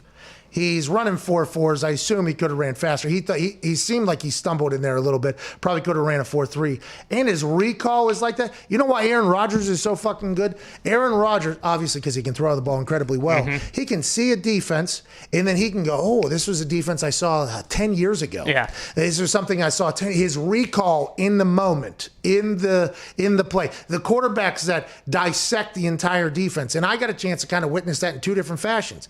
Peyton Manning he's watching every single thing of film. His backup quarterbacks had homework assignments for film they were watching. He wanted all the information that he could possibly get, and it took all the studying. Study. It was, incredible to watch and motivating to watch somebody at his level. Like, oh, this is why he is. And then Andrew, his first day on in our facility, he knew the offense better than everybody that had already been there for like a month and a half or 2 months, whatever it was, because he had to stay at Stanford to get his architectural engineering degree. He showed up late to OTAs. When he gets OTAs, he knew the offense better than everybody because the playbook was sent to him, and it took him one scroll on an iPad, another scroll on the iPad. All right, got the playbook. And and I don't know if that's like something that's diagnosed or whatever, but he had the weapon of Andrew Luck was that he could just, as soon as he saw it, he learned it. As soon as he saw it, he learned it. And by the way, he's a massive, there's not a lot of people like that. If Justin Fields, and by the way, both those ways work. I got a chance to see them both. What I'm saying is I've seen them both work. But if Justin Fields has that ability, puts him light years ahead of what anybody could ever potentially think. And it would make sense why somebody's potentially trying to, make him potentially drop in the draft. It sucks for Justin Fields. Absolutely sucks for Justin Fields. But it is something that could potentially be happening behind closed doors. It's a dirty game. It's a dirty game, Ty. Especially when you're going to a place that notoriously has like a very difficult playbook to learn, and they talk about guys coming in. It's like, oh, he just couldn't do it. He couldn't handle how much information that they're throwing at him, and it's like this guy. It's like, hey, we got the disciple here. This kid can do it. You see what he got on Mr. Goldman's exam? Hey, did you see Dr. Please? Dr. Goldman's exam. Are you kidding me? Jeez. Well, he's not a school teacher, Dr. dude. Mr. Goldman. That's not what you said. You don't know. That's not what you said. Well, listen, that guy, sports psychologist, one of the best of all time. He's tested 65 hunch. I know. His exam is the standard bearer going forward of here. the people that know it, that it exists. Right. Because, Johnny Wonderlick there for a long time was the standard. Dr. Goldman's like, we need to do a little bit deeper dive here. He goes and makes the Dr. Mr. Goldman test. Justin Fields at the top of it. If Patrick Mahomes is taking that test, let's assume there's other pretty notable people taking that test. Who's getting the results from Dr. Goldman? Who does Dr. Goldman work for now? Like, who is he give his information to? Everybody? Is he an NFL resource? Or is he only some teams' resources? Who all knows Dr. Goldman? Yeah, I assume this isn't a public database because then we would definitely know about it, right? We've done a bad job. Was Sanchez in the lab? Sanchez, I think, by the way, the people that they said out there, Josh Allen, right? No, Patrick Mahomes hasn't, but I think Justin Fields was out there as well. They're all training out there, I think, in that California area. Trevor Lawrence was out there. Yeah, they all kind of train together, you know what I mean? That quarterback guru stuff out there. Jordan Palmer's always on his surfboard. And then there's cool pictures of him throwing footballs with each other. From his Twitter, it looks like he's just a consultant for just basically performance psychologist. That's all it says. I wonder what teams he works for, though, because that is the next step. Who knows that Justin Fields scored the highest on these tests? Right. And by the way, who trusts those tests is something I would like to know as well. Like, if Sanchez is trusting it, okay, and Patrick Mahomes is one of the people taking this test, you can kind of link together that people of some sort of decision-making title probably take this thing serious. Right. But we don't know anything. It says Golden State Warriors, so I don't know. Hey, you shoot 3 points, better than shooting 2. Well, listen, here's the psychology. You shoot from a little bit further away, it's another point. More points. And when the other team doesn't do it, listen, we're just going to run away with this. You're going to win a lot of basketball games. And we need the shoulder shimmy because that keeps everybody happy. Oh, yeah. You know what I mean? Need the shoulder shimmy. Sanchez better pipe down before, Belichick hears that he's driving the price up for Fields, and, he'll fly to California and slap him in the mouth if he has to. If Bill is using Dr. Mr. Goldman's test results for decision-making processes, which we are not sure of, he's telling Dr. Mr. Goldman why the fuck he let Sanchez know so Sanchez could come leak out all the information. True. I don't think Bill's going right to California, smack him in the mouth. I think he's going straight to Dr. Mr. Goldman's email, asking him, why are we leaking information to people that could potentially leak information that only we have? Is this Dr. Mr. Goldman? Oh, yeah. Dr. Goldman currently serves multiple professional teams as their director of performance psychology. He delivers collaborative and strategic resources that is proactive across all aspects of the organization and contributes to the entire organization's performance on and off the field. He provides, didn't say court there. Or rink. He provides psychological and human system expertise to the head coach, general manager, and vice president, as well as their staffs within a variety of responsibilities, including talent acquisition, talent management, and education, as well as provide insights so they can process and generate solutions when managing talent and organizational demands. He also provides clinical and performance psychology to the athletes. Dr. Goldman is the creator of the Athletic Intelligence Quotient, the AIQ, an intelligence test that assesses the innate cognitive abilities that are most utilized in attaining, developing, and applying athletic skills, strategies, and tactics. The test is being used by Olympic, NFL, NBA, NHL, MLS, and MLB teams, as well as multiple Power 5 universities and esports teams. People are asking why I read that entire thing, because that was a fucking perfect game. Yeah. Wow. Okay, I want to let you know, best reading I've ever done in my fucking life. Halfway through first paragraph, had not bobbled any word. Nope. Said, well, I got to keep going. Was going to think about skimming down to the important stuff, which was, guess what, nestled right there at the end, which is what we were looking for. But as I was rolling, I was like, wait a second. I'm not sure my eyes, brain, and mouth have ever performed in the fashion that they are currently performing. So I went on a little bit of a run. It is Tuesday, April 6th. Best reading I've ever done in my entire life. How about that? You know, hell yeah. Sometimes when you're a champion of reading like I am, you can bobble some words and everything. Sure. That's right. I've never read a book in my life. Okay, that is not something to be proud of. You should not do that. I was able to get through 15 years of education in doing so. But when I read online, and when I see the tweets and the posts, I can only read about 140 characters at a time. It's kind of where my eyes lose me. The mouth gets lost in translation. The brain's ahead, the eyes are behind, the mouth fucks it up.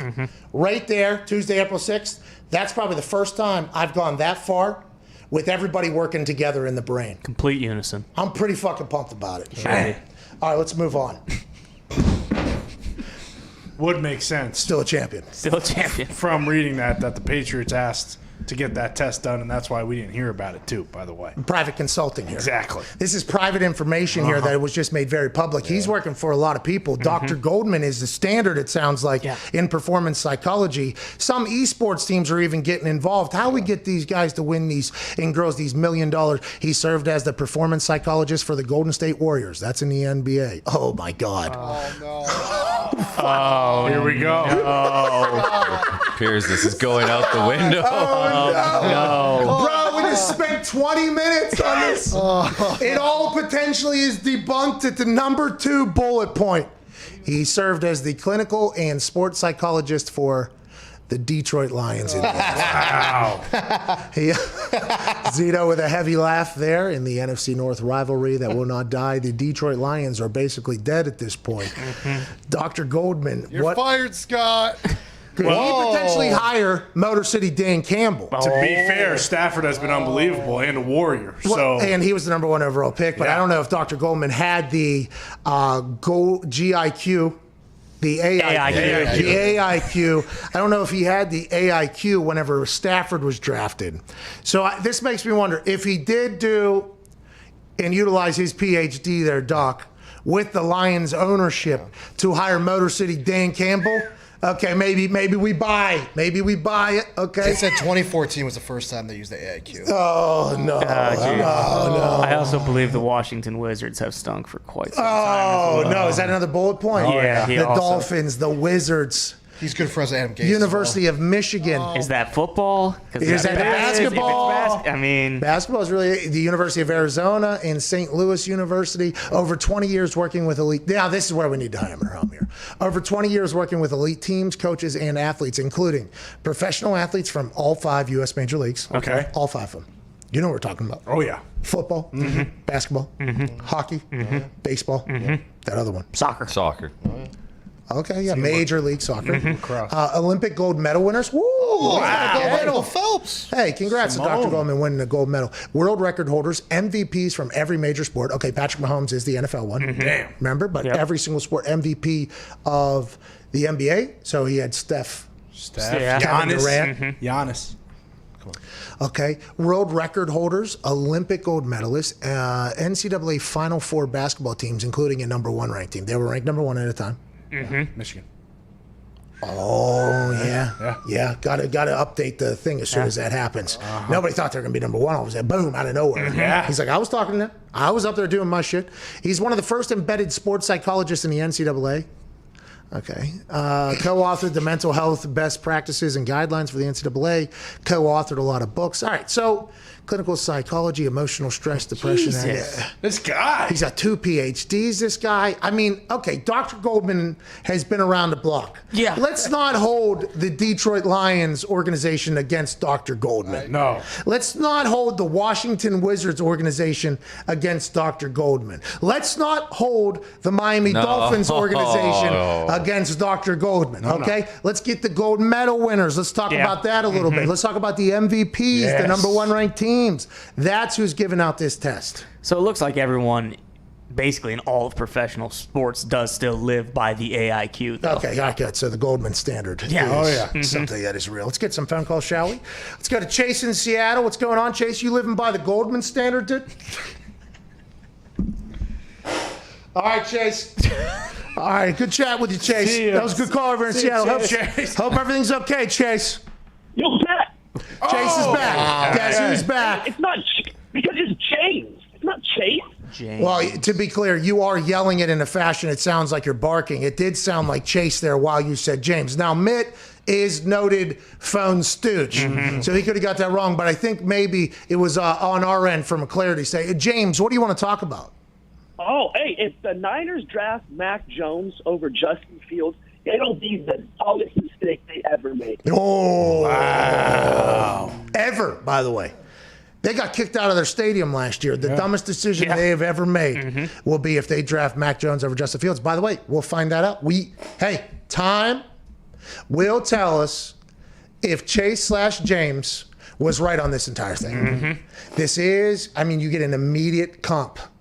Okay, rookie gets judged against another rookie. Now, a lot of these quarterbacks in the same class get along with each other because they had to hang around each other. They understand that it's not their fault because the situation they're in, but they also understand that the world is going to judge them against each other. Mitchell Trubisky had to suffer from this anytime they do well with how Patrick and Deshaun were doing. Now it'll be Justin Herbert, Tua, Joey Burrow. They will be judged amongst each other. Now, for sure, for a long time, Mac Jones and Justin Fields will be a conversation now that it has been set in stone, allegedly, which we do not know if it's true or not, that Zach Wilson is number 2 overall and Trevor Lawrence is number 1. They'll all be judged against each other, but definitely Mac and Justin Fields if it falls to that at 3. And Wilson, right? Just because for so long it was Lawrence Fields, and then out of nowhere Wilson came up, as the number 2. Hey, we live in a judgy society. We do. Let's assume they're all going to get judged. All right, let's go to Will in Atlanta. What's going on, Will? Pat and the boys, what's going on? Just hanging out. How are you, Donner? Hey, man, I'm doing great. I got 2 quick questions for you, man. Running the cones. Ozempic. First of all, you talked about it quite a bit today, but if you're GM Terry Fontenot of the Falcons, what is the package of picks that you need to trade down? And on top of that, hypothetically, let's say the Falcons won Super Bowl 51. Is A.J. Hawk technically a 2-time Super Bowl champion since he was on the roster team for like a week? I would assume they would give him a Super Bowl, depending upon his relationship with everybody down there. I would assume they would give him one. That kind of happens. Shout out to Will in Atlanta. Good call down there. What was the trade for the number 3 overall pick this year? It was 2 firsts and a third. Okay, 2 firsts and a third. So that was a pick higher than where they are now. So assume that all GMs are going to operate off of that being what it would take to get to that area, but probably something a little bit lighter. So look for maybe a 1, 2 seconds and a third, maybe something like that. Because if you couldn't get to 3 unless you had 2 1s and a third or whatever, 4, it's a little bit lower. Okay, you're not at 3, obviously. That's where the conversation will be. But what if 4 trades for more and everybody realizes that who's probably going to be at 4 is probably going to be more valuable because Justin Fields is potentially that pick. Who knows? I mean, assume it's going to be in that ballpark of what the Dolphins traded out of 3-4 with the 49ers, but it'll be a little bit lighter because it's obviously one worse value point when it comes to the asset, dude. Well, and there's a report from I forget if it was from the Falcons or from somebody, but that the GM, Fontero, whatever his name is. Yeah, what did he say that guy's name was? When he said it, I did not know who he was talking about. Fontenot, there it is. He wanted to stay there and take a quarterback, but Artie Smith wants to trade out. So that kind of goes into your point from before about like hiring the GM to hire the coach or hiring the coach first to help hire the GM, and now it's all mixed up down there. Hey, who's in control here? And Motor City Dan Campbell says a true alpha knows when to secede. That's right. That's a good culture. Yeah, I mean, it hasn't been built at all. No. And there's a lot of do as I say, not as I do type people. So I hope Motor City Dan Campbell and everybody up there in Detroit figures it out. Mostly for Dr. Goldman's fucking entire credibility. Yeah, no kidding. Jeez. Some things are unfixable. I don't know if Goldman can fix the Lions. Bro, how about the reaction immediately upon seeing the Lions at number 2 there on the bullet point? Absolute backbreaker. I literally thought we just wasted 20 minutes straight talking about this test. Might as well throw it out the fucking window. And then we say, what's that, Jay? He has some generic like AIQ scores. Like he has it's their actual test, but the players are like names are blocked out. There's a pitcher who also has a 130 on recall and 138 on acquisition, which is the other part of the learning efficiency part. Oh, so these are public knowledge? They have a few tests that are on there with the names like Y player. Who's the pitcher? It doesn't say. It just says player. insert name of player here. It's Y player. Like so it's anonymous. Sanchez is doxing people? Wow. Yeah, what the hell? It's got to be Bauer. I mean, come on. We're talking about a top scorer up there, the Cy Young winner. Oh, you're talking about Trevor Bauer. Yeah, that's the pitcher. It's Ohtani. If there are other 130s, so I mean he's up there, but I mean he's probably tied with other players. Not Yeah, but that's out of NFL. But we don't know who the MLB is. No. Yeah, I don't know. Hey, he's worked with MVPs. Come on, he hasn't just All worked 5 with- sports Yeah, MVPs. all 5 random players here. What if it was like Brett Favre whenever he was like working with Lee or Wrangler or Levi's? You know, because he was an MVP at one point, right? True. Yeah. And then he was Multiple like, times. It was, what if it was Copperfit Brett he was working with to really get his full angle in the commercial? You know, that would be good possible. wording. That'd be good wording. No, it's got to be Mahomes. No, I know they said Mahomes, but what if? And now let's go to another sport then. Let's go to baseball. Some MVP who's like 65 years old and Barry Bonds. Goldman's like, hey, we need to turn you around, bub. Let's go and take this test. MVP level. Oh man. We want to let Dr. Goldman, Mr. Goldman, PhD Goldman, we do appreciate his testing, his AIQ and everything like that.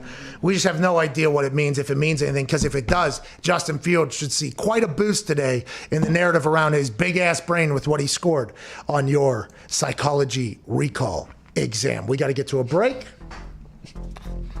MVP from basketball is like Bill Laimbeer or something from like the 90s. It's the fucking logo, dude. That's Jerry West. Jerry West, yeah. So they're going to change that probably, huh? You think? The logo? Yeah. Logo? Yeah. Yeah.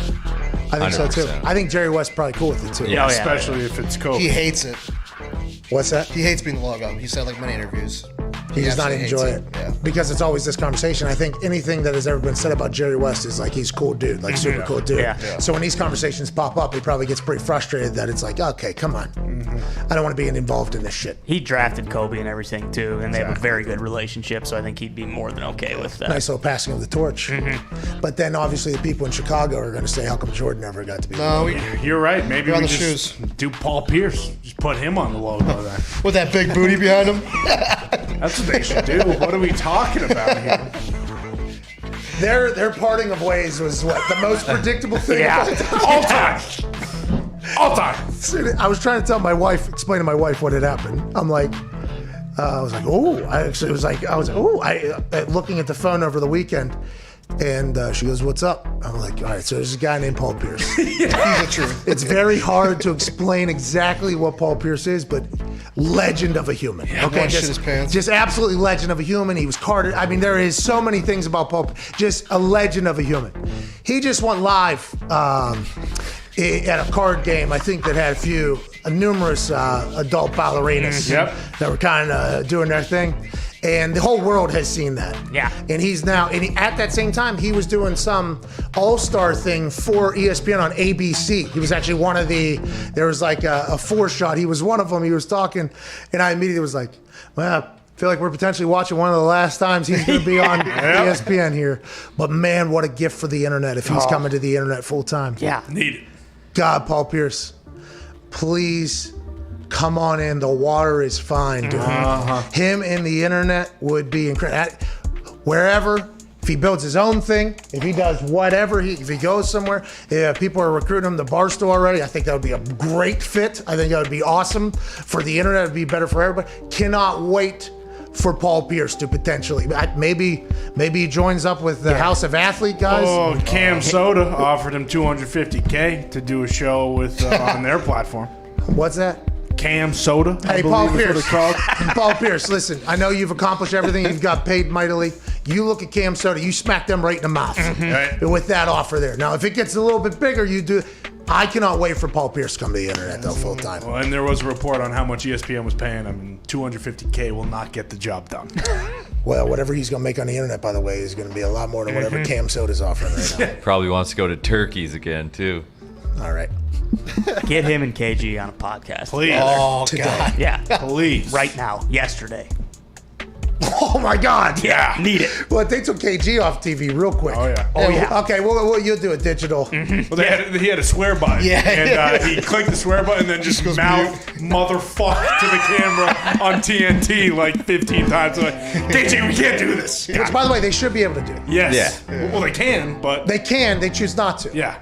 Which, by the way, we get it because there's potential kids or whatever, but there's some things, I feel like our country's very far behind on when it comes to TV and everything like that. Like, come on. I should be able to say shit on TV. Yeah. Made an exception for Jordan. After that, everyone watched that. They should have just... Yeah, the 30 for 30. Yeah. Fucks were flying at 8 p.m. or 9 p.m. Just Eastern. a pioneer of everything. Yeah, you're right.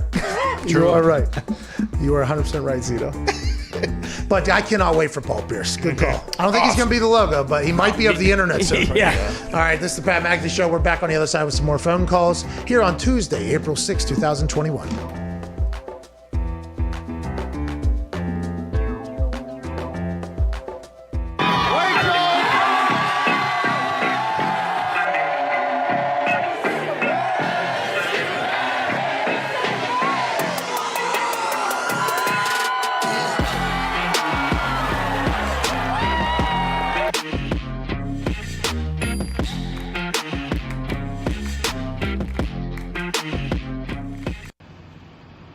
I introduce you to one of the craziest things I've ever seen today. Look at this shit.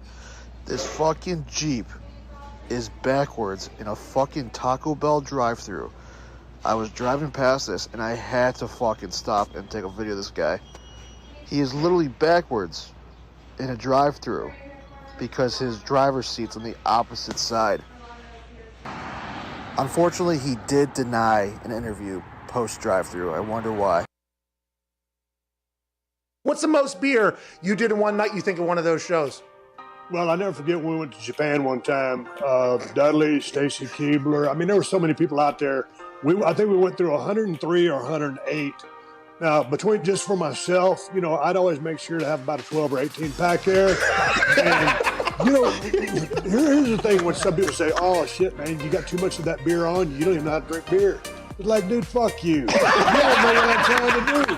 I'm trying to entertain 20,000 people in an arena. If I just go out there and sip it real properly, how fucking exciting is that? So when you're out there on an empty belly and you're shotgunning beers and all that shit's going in, the half that was going in was for me. The half that was going on was for them. Nice. But I'm telling you, Pat, when you shotgun a bunch of beers like that and you're drinking about half of each beer, you got a pretty damn good buzz when you come out.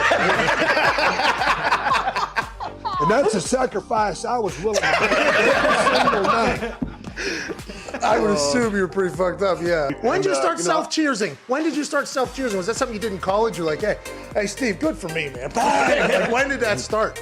No, you know what? I got to give credit to Sandman for starting that, but he was bashing him off his head, and I don't remember, and it wasn't because Sandman was doing it, so I don't want to say I copied him, but he was the first.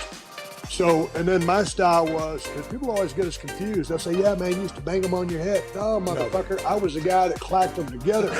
It was just something we came up with. I don't even know how the beers got introduced to the ring, but it became a thing, and we ran with it. Hey, listen, tonight, you in the red, you in the blue. I hate you both, and fuck you too. Before I leave here, I'm knocking all of you out. Cheers. Oh, let's go. Let's go. Fuck you. Fuck you. Fuck you. Fuck you. You too. Fuck you. Fuck you. Fuck you. Fuck you. Bang. And I'm out. Give me out.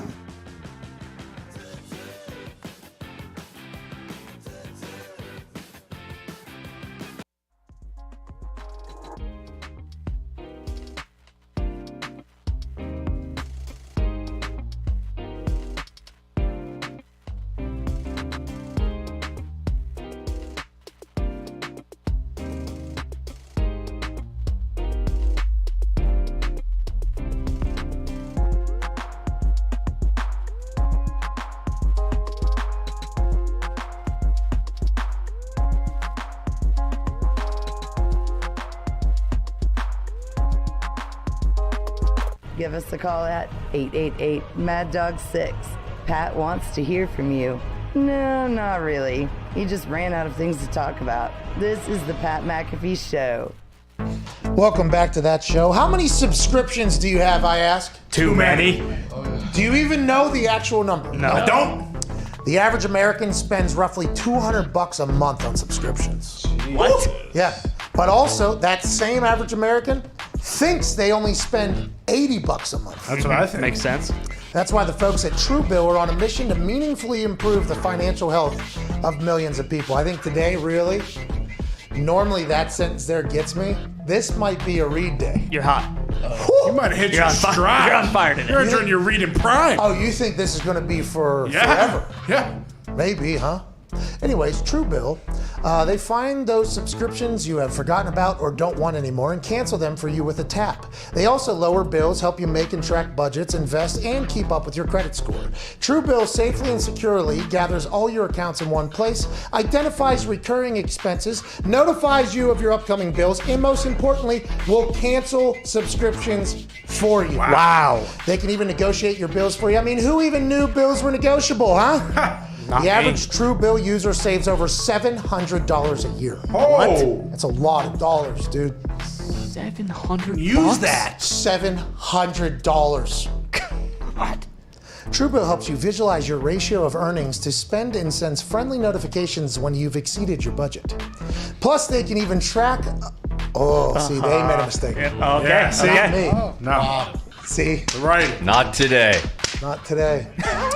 They can even keep track of your small changes that happen to your credit score to help manage your financial decisions. Okay. Say goodbye to forgotten free trials, subscription fatigue, and living paycheck to paycheck for no reason. Truebill, the all-in-one financing app, has everything you need to take control over your financial life.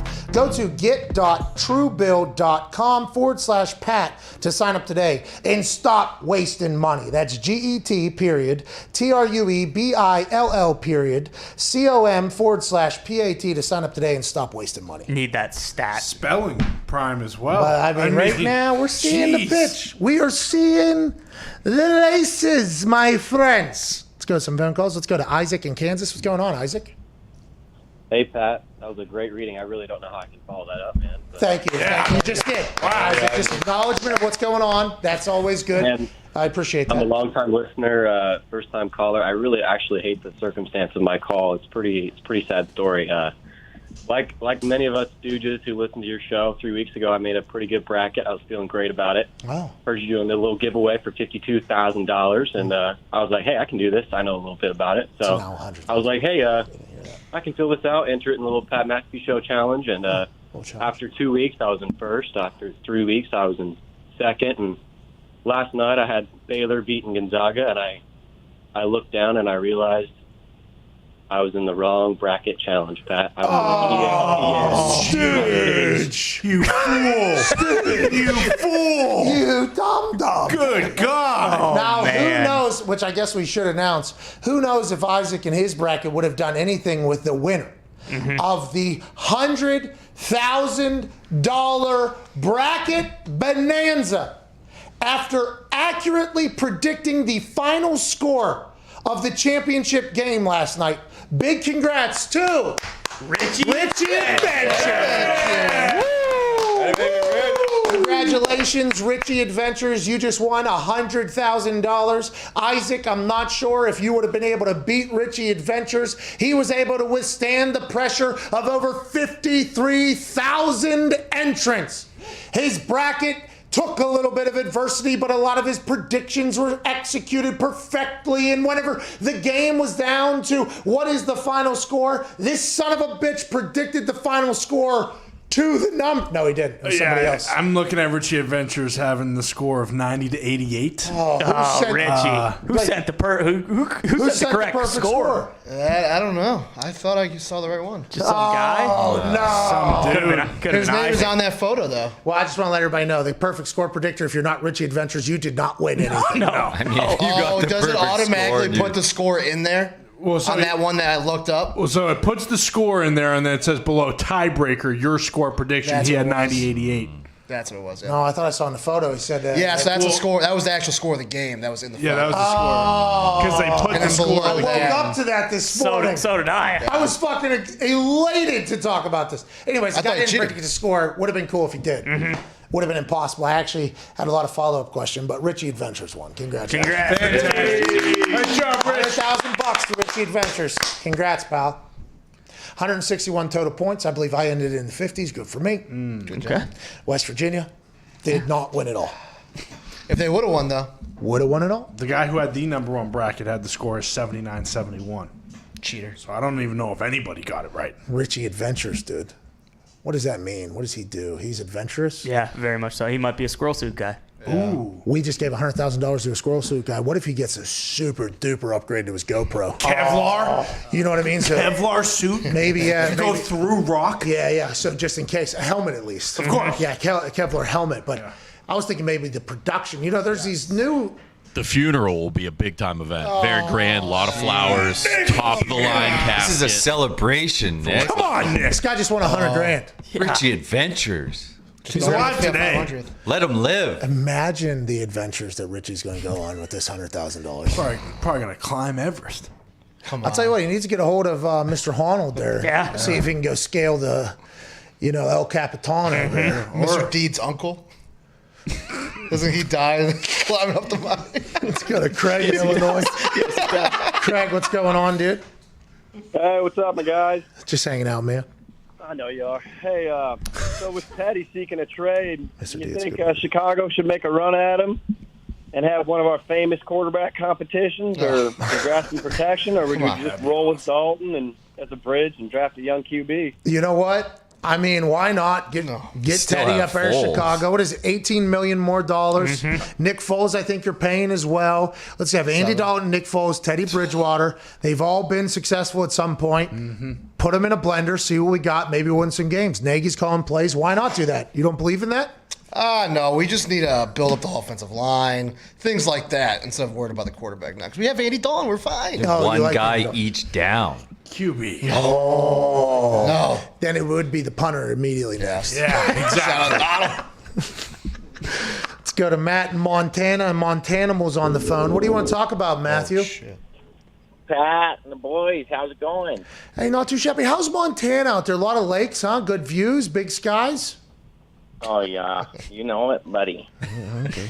All right. What do you want to talk about, dude? Hell yeah. I know you guys aren't a big Titans crew. I coached the team for plenty of years. Had Derrick Henry on the show. Yeah, I know Taylor it. I know Warren. it. But yeah, you guys never talk about them, even though they've been in the AFC Championship. That's just not true. Oh, what are you talking about? Taylor, right-hand man. Yeah. We have a right-hand man on the show. Will Compton, friend of the show. Yeah. Hell yeah. Hell yeah. Love it. Vrabel, too, man. Big old Vrabel hog. I love him. We're actually the ones that, by the way, started the whole fight controversy. Yeah. Talk about AJ Brown. chose Hog, Vrabel. In which, by the way, we had him winning that fight outright. Which I assume he saw and appreciated as well. This guy, I don't know. Do you Talk about him a little less. Yeah, what do you, Matt? Do you? Oh, so whenever we're talking about the Titans, you're just like, I don't want to hear from this because I want to have a narrative that they don't talk about the Titans. What's going on out in Montana? I thought we had good vibes out there in Montana.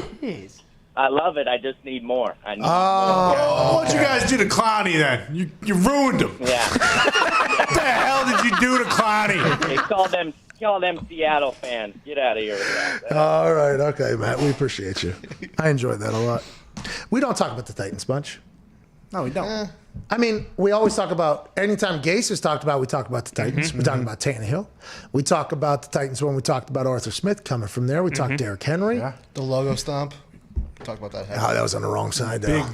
Big Bud Dupree's over there now. We talked about that very recently. I was so bummed about that. Yeah. Bud Dupree is an absolute weapon of a football player. I do not love that he came to the AFC South is in Tennessee down there. Yeah.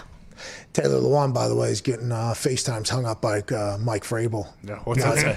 What's that? What's going on? Is there trouble in Tennessee? Lewan getting cut? Oh, no.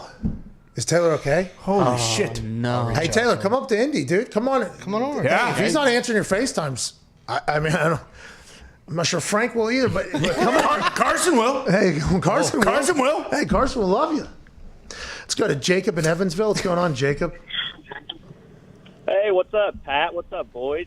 Hey, just hanging out. Jacob, hold on one second. Imagine if we did actually do, with straight faces somehow, lower third, problems in the Music City with Taylor Lewan's FaceTime to Mike Vrabel not being answered. What does this say? What's going on here? Vrabel photo of him pissed off. This is right after a meeting with Taylor Lewan. Taylor did get injured. He's sick of busting with the boys and what they keep doing to distract the team. Has that happened? Is that going on right now? I don't know. I'm surprised it has not happened.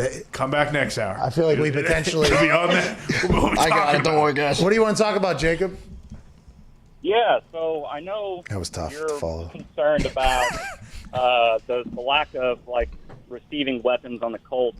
Here we go. And I won't argue. I think we could use some more, but we do still have Paris Campbell. He's battled a lot of injuries the last couple of years, but the little bit he's played, man, he's balled out. I agree. Paris Campbell also well liked by the people that I was in around this past weekend that I think have a pretty good pulse on the building. They very much like Paris. I think he actually FaceTimed in at one point, and they're like, yeah, good dude. So I hope Paris Campbell. You're right. If we could have Paris Campbell on that team, that alleviates a lot of pressure off of T.Y. Hilton's shoulders, and it's good for the Indianapolis Colts. And I think, we do talk about the Indianapolis Colts because we're in this city and everything like that. Colts are worthy of conversation, though. Oh, yeah. Hey, very good team. What if they go on a run, huh? They could. And then Carson's the steal of the entire offseason. Oh, you still got to beat Pat Mahomes. Yeah, well, AB's still out there. Antonio Brown, actually, funny you say that. Antonio Brown has not signed a deal with anybody. He's still a free agent currently. Now, the Tampa Bay Buccaneers have done a fantastic job of salary cap manipulation. I believe they call it salary cap gymnastics in the business of turning contracts and salaries into signing bonus and extensions and voidable years. They have somehow gathered the entire band to bring them back together. And they're not running it back. That's Kansas City shit, is what Bruce Arians. We're going for two. And last year, whenever Ndamukong Suh joined this team, we said, okay, Ndamukong Suh, been there, done that, has made over $100 million. Everybody knows he's a hell of a player. If he goes and plays good football and is there strictly to win a ring, to build up the legacy, which is already a great one, he's come out and said, yeah, for me, it's not really, it's about whatever making the team better right now. If I'm a distraction, I'm cool with that. I just want to do that. Bruce Arians, Jason Light, and Mike Greenberg, not of get up, but the salary cap, down there in Tampa, have been able to keep Gronk is back, Tom's extended, Levante David, Shaq Barrett, everybody that they potentially, LeGarrette Blount. No, not LeGarrette Leonard Blount. Fournette. Leonard Fournette. Jesus Christ. Imagine if LeGarrette They Blount wish. was hey, get him down there. Get him down there. Yeah, Leonard Fournette. They've been able to keep everybody. Mike Evans, Chris Godwin. Mike Evans took less money, I think. He shortened his contract for everything. They've been able to keep everybody down there. And Antonio Brown has noticed and said, why don't you bring me back home? He actually posted on a Buccaneers Instagram post, after Buccaneers posted, first team to return all 22 Super Bowl starters since 1977. We back. By the way, great post. Yeah. Then they have everybody, all the starters and everything like that. And I guess this means Antonio Brown was not a starter in a Super Bowl, by the way, was not deemed a starter in a Super Bowl. AB comments goes, sign AB then. They're allegedly off on money. I don't know what that means. Is it the voidable year money? Is it the guaranteed money? Is it the signing bonus money? Who knows what any of that means? But Antonio Brown, I think, now off the field, nobody knows how that whole thing is. If anything happened, we hope justice is served. If nothing happened, I hope everybody's able to move on and live, their lives. And I think AB last year proved he could be back in an NFL team. I don't think there was any stories about him being a massive distraction. Now, that's with Tom Brady as the quarterback, a man that I think he has a good relationship with, both on the field and off the field. So him being a free agent and not really being talked about makes me obviously wonder about what's going on anywhere else. But he is a guy that if somebody's going to sign him for probably pretty cheap at this point, and he's just going to produce and dominate, and that's just what Antonio Brown's going to do for probably the next 5 years at this point. Do the Bucs have to move more money to be able to sign him, because they only have they can't have more than $1 million in salary cap? They, like we just saw, they brought everybody back. Well, and also they got to pay their draft. Whoever they're drafting. Oh, yeah. True. Bruce Arians has been good in the draft, by the way, at skill players. Yeah. Very, very good in the draft at skill players. So maybe they're waiting to see what happens in the draft, who they think they got, because remember, the narrative is that these young wide receivers are very good. Yeah. These guys coming out of college are NFL ready. Their cuts are sharp. Their hands are great. They understand offenses because colleges have a lot of, different route concepts and everything like that. So maybe they're sitting and waiting and seeing, but you getting Antonio Brown? Your team gets better as soon as he gets on the field. It seems like it's probably Buccaneers or bust for him, though, right? I don't know. I don't know if any other team is going to come in, like you said, and if he's looking for more money, I don't see another team giving him a bunch of money with all the stuff, like potential question marks off the field. It seems like they're comfortable enough with him in Tampa that if there's anywhere he's going to go, it'd have to be back there. And he's going to come back and dominate, by the way. Oh, yeah. If you get him on 1 year, 5, how could you not take a chance? Yeah, he'll get back and dominate. Let's go to, and by the way, there's another free agency next year that he could potentially hit. T.Y. Hilton, by the way, he's hitting a free agency next year. There's a lot of people that were signing 1 year, 2 year deals so they can hit free agency again, because the money is about, the shit's about to blow. Up up to $250 million per team. Let's go to Josh in Oklahoma before the second hour ends, and AJ Hawk joins us for the first time. What do you want to talk about, Josh? Yo, what's up, you guys? What's up, dude? Happy birthday to your dad. Hey, happy birthday, Jay. Happy birthday to Jay, obviously. Happy birthday to my dad, Tim. Legend of a human, obviously. Turned 60 today, as did his twin brother, who also turned, obviously. They were wishing each other happy birthday this morning. I guess it was quite a scene. Yeah. Happy birthday to you. Twins dealing with that. Trying to hang up on each other, but everybody wanted to be the last one. No, Say happy birthday to you. Right now, No, happy birthday to you. It's your birthday. Twins probably deal with that on a much more regular basis than any of us would ever really understand. But happy birthday to Tim. I appreciate the hell out of everything you've done for me, Jay, our family. And hope you live at least another 30 to 40 years. Happy birthday, What do you want to Tim. talk about, Josh? I just want to talk about the Chargers free agency. I mean, I know that they got a good center, but I'm kind of nervous. I don't think they've gotten any better from last year.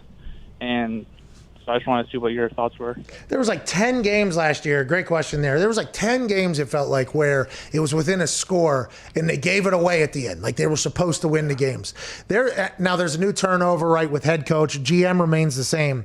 But I think a lot of people think that team is ready. That team is ready. Corey going over there is a massive deal. By a lot of accounts, the best center in football. They lose Pouncey. He retires. Now they get another great center in there. Justin Herbert's only going to continue to grow. I mean, it feels like the Chargers weren't as active in free agency as maybe others were. I don't know what their cap situation is, but also I feel like they're comfortable with where their team is right now. Yeah, protect Justin Herbert.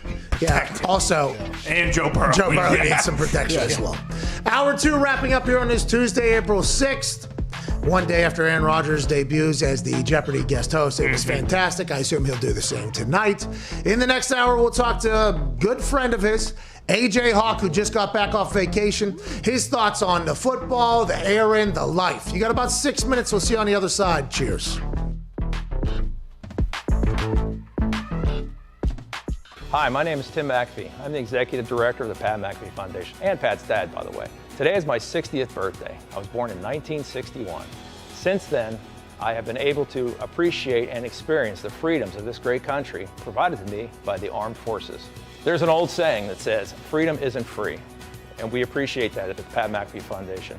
Freedom is not free. The armed forces serve our country in many different ways. Because we appreciate that, the Pat McAfee Foundation provides scholarships to the children of U.S. military personnel. Since 2012, we've given over $500,000 in scholarship to those children. So today I'm asking you to please give to the Pat McAfee Foundation. Go to thepatmcafeefoundation.org, donate $5, $10, $20, whatever you can afford. Every dollar adds up, and we appreciate it, and the kids appreciate it. Thank you very much.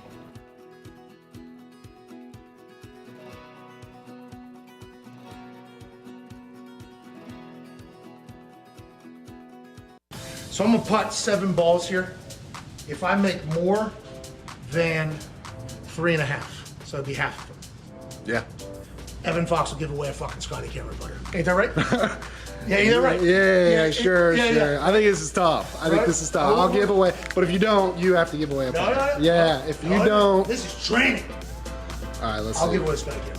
Under 3.5, I give away a Scotty Cameron. Over 3.5, you give away Scotty. All right, fair. I do like the fact that you do not know you're probably going to have to give away Scotty Cameron as this thing is beginning, but I'm pumped up right here. Yeah, it kind of goes that way. Bryson DeChambeau.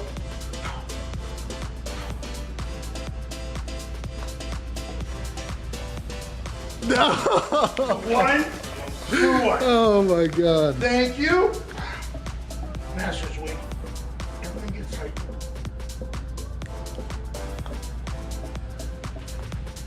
No way. Oh yeah. No. Oh yeah. Come on. Go. Let's go, dude.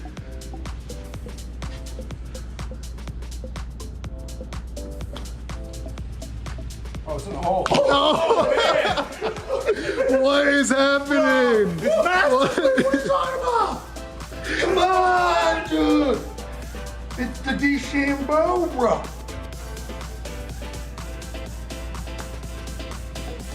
Come on.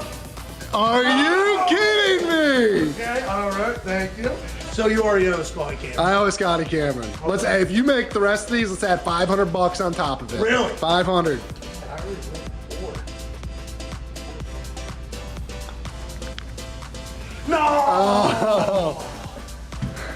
So we didn't get the extra 500, but Foxy owes you a Scotty Campbell. That was unbelievable. Let's go, baby! Let's go!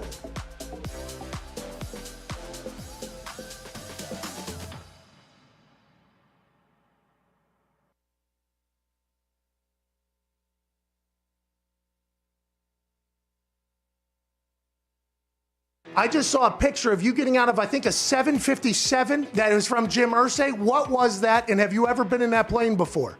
I thought it was like the team plane to fly all of the Indianapolis Colts.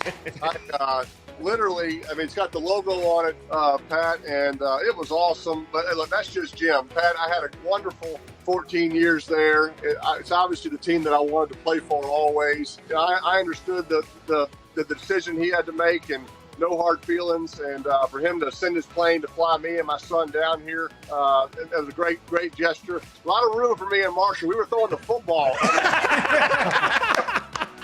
So, pretty cool experience. Pretty cool father-son weekend. By the way, as he's moving from event to event right now, you are the best, dude. Where are you headed right now? I'm going to the game. I got Lynch, I got Faneca, I got these guys in the background. Boys, congratulations! Yeah! Congratulations, boys! All right, Peyton. Oh, hey, there he is. Marshall, I hope you enjoyed that plane, pal. Hey, Peyton, last thing here. You talking to Tom Brady, you becoming friends with him. It was interesting to watch. Oh, yeah, take the photo. Take the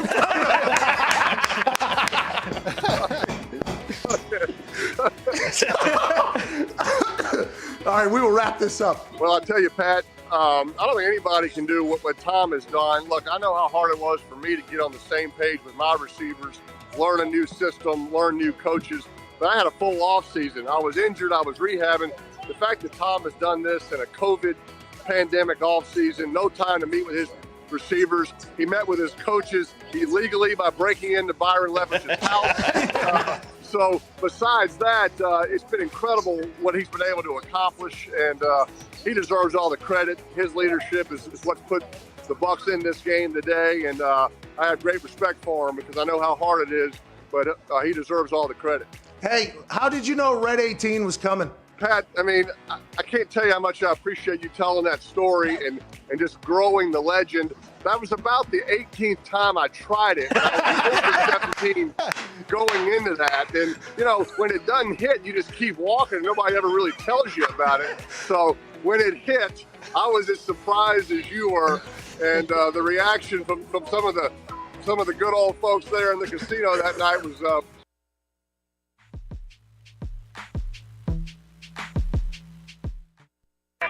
The Pat McAfee Show. There'll be no rules for our guests, for us, for the things we can talk about. Yes, speaking his mind. I've never had a problem expressing my opinions or my thoughts or anything like that. While being relatable. I haven't had that manufactured fake-ass celebrity that a lot of people have whenever they go on those big networks. I've had a chance to really build my crew, build my following, build my audience. And ridiculous. What am I supposed to do? So I'm supposed to look at something that I can definitely afford and say, nah. Is that what I'm supposed to do? The Pat McAfee Show starts in 3, 2, 1. Welcome back to that show. Hour 3 here with a return guest that we are excited for. We'll begin immediately following this beat drop from a guy named Twan. Wow. Welcome back to Hour 3 here at youtube.com/The Pat McAfee Show. Currently doing a giveaway for our members to say thank you. Foxy's giving away a Scotty Cameron to a random member that is watching right now and comment something below, I believe. And yes, he's sir. giving away $1,000 for Gonzaga not covering. That's right. Thank you, Foxy. Thank you, Foxy. You're welcome. Who's that? Who are you giving that to? The members, subscribers, Twitter people? Who are you giving that away? That was for the thank you, Aaron hashtag. So okay, so it's $1,000 to the thank you, Aaron hashtag that did trend yesterday all the way through the night last night. And then anytime something like that gets going, random Aaron starts saying no problem, which I appreciate. And then a lot of people go, what are we thinking? Is he retiring? What are we thinking? Let's talk about Hashtag thank you, Aaron. We know Foxy's giving away $1,000 because to randoms that tweeted that, and we can't appreciate you guys enough for showcasing that there are people that listen to the show. We don't know why, but we do appreciate you watching and listening wherever you're at. Members, somebody who won a Scotty Cameron from a putting expose I put on yesterday. But the Aaron Rodgers situation last night captivated the world. To talk to us about it, ladies and gentlemen, back off of a vacation, AJ Hawk. You look good. How are you, bub? Doing well. Did oh my God! Swimming pool. This guy stinks. Go back to vacation. Swimming pool. Oh, he's got the microphone still on vacation. In water, dude. Hey, we're taking a 6-day vacation. Okay, what are you doing here? Must be nice. Microphone. No, Must be nice. Hello. You got me? Yeah. There you go. Welcome back. Welcome back. Welcome back. Welcome back. AJ Hawk. Damn. How was the vacation, man? It's good to be here. The best thing is whenever anything technically goes wrong, I don't really know from my side what's happened. I just hear the boys start chirping instantly. So I got to try to scramble and fix my tech issues. Yeah, well, you sounded terrible. And it's okay. We kind of stumbled out the gates here. But a man that did not stumble out any gates, AJ. By the way, we hope you had a fantastic vacation. Well earned, well deserved. We hope you enjoyed the hell out of it. We appreciate you coming back here. Last night, did you get a chance to watch Aaron Rodgers be the host of Jeopardy? And did you get a chance to hear him yesterday say, I would love to be the host of Jeopardy? And then did you see the math equation he did on his missus' Instagram Live that he then put on his Instagram where he said, 46 days of shooting, I could do that in the offseason for a year, no problem at all. Did you see all this? And what are your thoughts on Aaron Rodgers being the future full-time host of Jeopardy? Because if the next week and 4 days is anything like the first night, he fucking crushed it, AJ. Yeah, I think he did great day one, like first episode out the gates. He did great. He's only going to get better because I'm sure he got more and more comfortable every single episode he shot. But watching him on that IG Live do the math and figure out, like, yeah, I could definitely do this with my profession in football and I can make it work. It got me thinking, don't you think the people at Jeopardy, it's CBS, right? NBC, Fox, CBS, it's everywhere. They make all the money. Oh, okay. Yeah, they absolutely make all the money. So they have to be thinking when they're thinking of their next guest. We know it's not going to be Dr. Oz. He doesn't get people talking, does he? Like he's not getting people riled up. And he does different things, but as a Jeopardy watcher, he was not fantastic. None of the guest hosts, by the way, other than the executive producer, I was like, pretty good. Everybody else was like, all right, I'm not sure this is Aaron felt like the real thing. But you're talking about the people at Jeopardy having a thought like, oh, we only have to work maybe just half a year. No. I'm saying, so I would imagine Aaron is out there saying, yes, I would love to do this full time. I could do this for the rest of my life. I think the people that are making decisions at Jeopardy, like they have to be taking that pretty serious because Jeopardy's fans, think about it, they're older. Don't you think it's more of an older crowd that's grown with it? How do you keep getting younger and younger demos? How do you get them to tune in? Maybe Aaron is kind of that bridge to bring even younger fans along with the older people that already watch it. We talked about the speculation for Aaron guest hosting yesterday and today. It was bigger than anybody else. I mean, and by the way, he didn't do a lot of promotion. He did not do a lot of promotion at all, which is kind of Aaron's thing. Like everything he does gets reported on because he doesn't do a lot of stuff unless it's all speculative or anything like that. There was a lot of hype around it. And then, by the way, when he comes out and says, I would want to do this full time, we immediately like, oh, he fucking crushed it then. Like he's not going to come out and say, I want to do something full time if he stunk. So I was excited to watch it. The issue is, like, I don't know. Man, I think it'd be difficult because the Jeopardy people would probably say, like, well, we have to keep it timely and topical, though, because who knows what's going to happen in the world or whatever. But, man, could he not do that on a... Now, listen, Packers fans aren't going to like to hear it. If there's any... Could he not on a Tuesday? Could he not on a Tuesday? I mean, the show he does with us is an hour long, obviously. It's nothing compared to what this would take with film study and everything like that. But, I mean, is there a way where he could potentially do that year-round? I hope the world wants to see it. I think if he wins an MVP in one season, a Super Bowl, and he's hosting Jeopardy year-round, are you fucking kidding me, AJ? Imagine that, dude.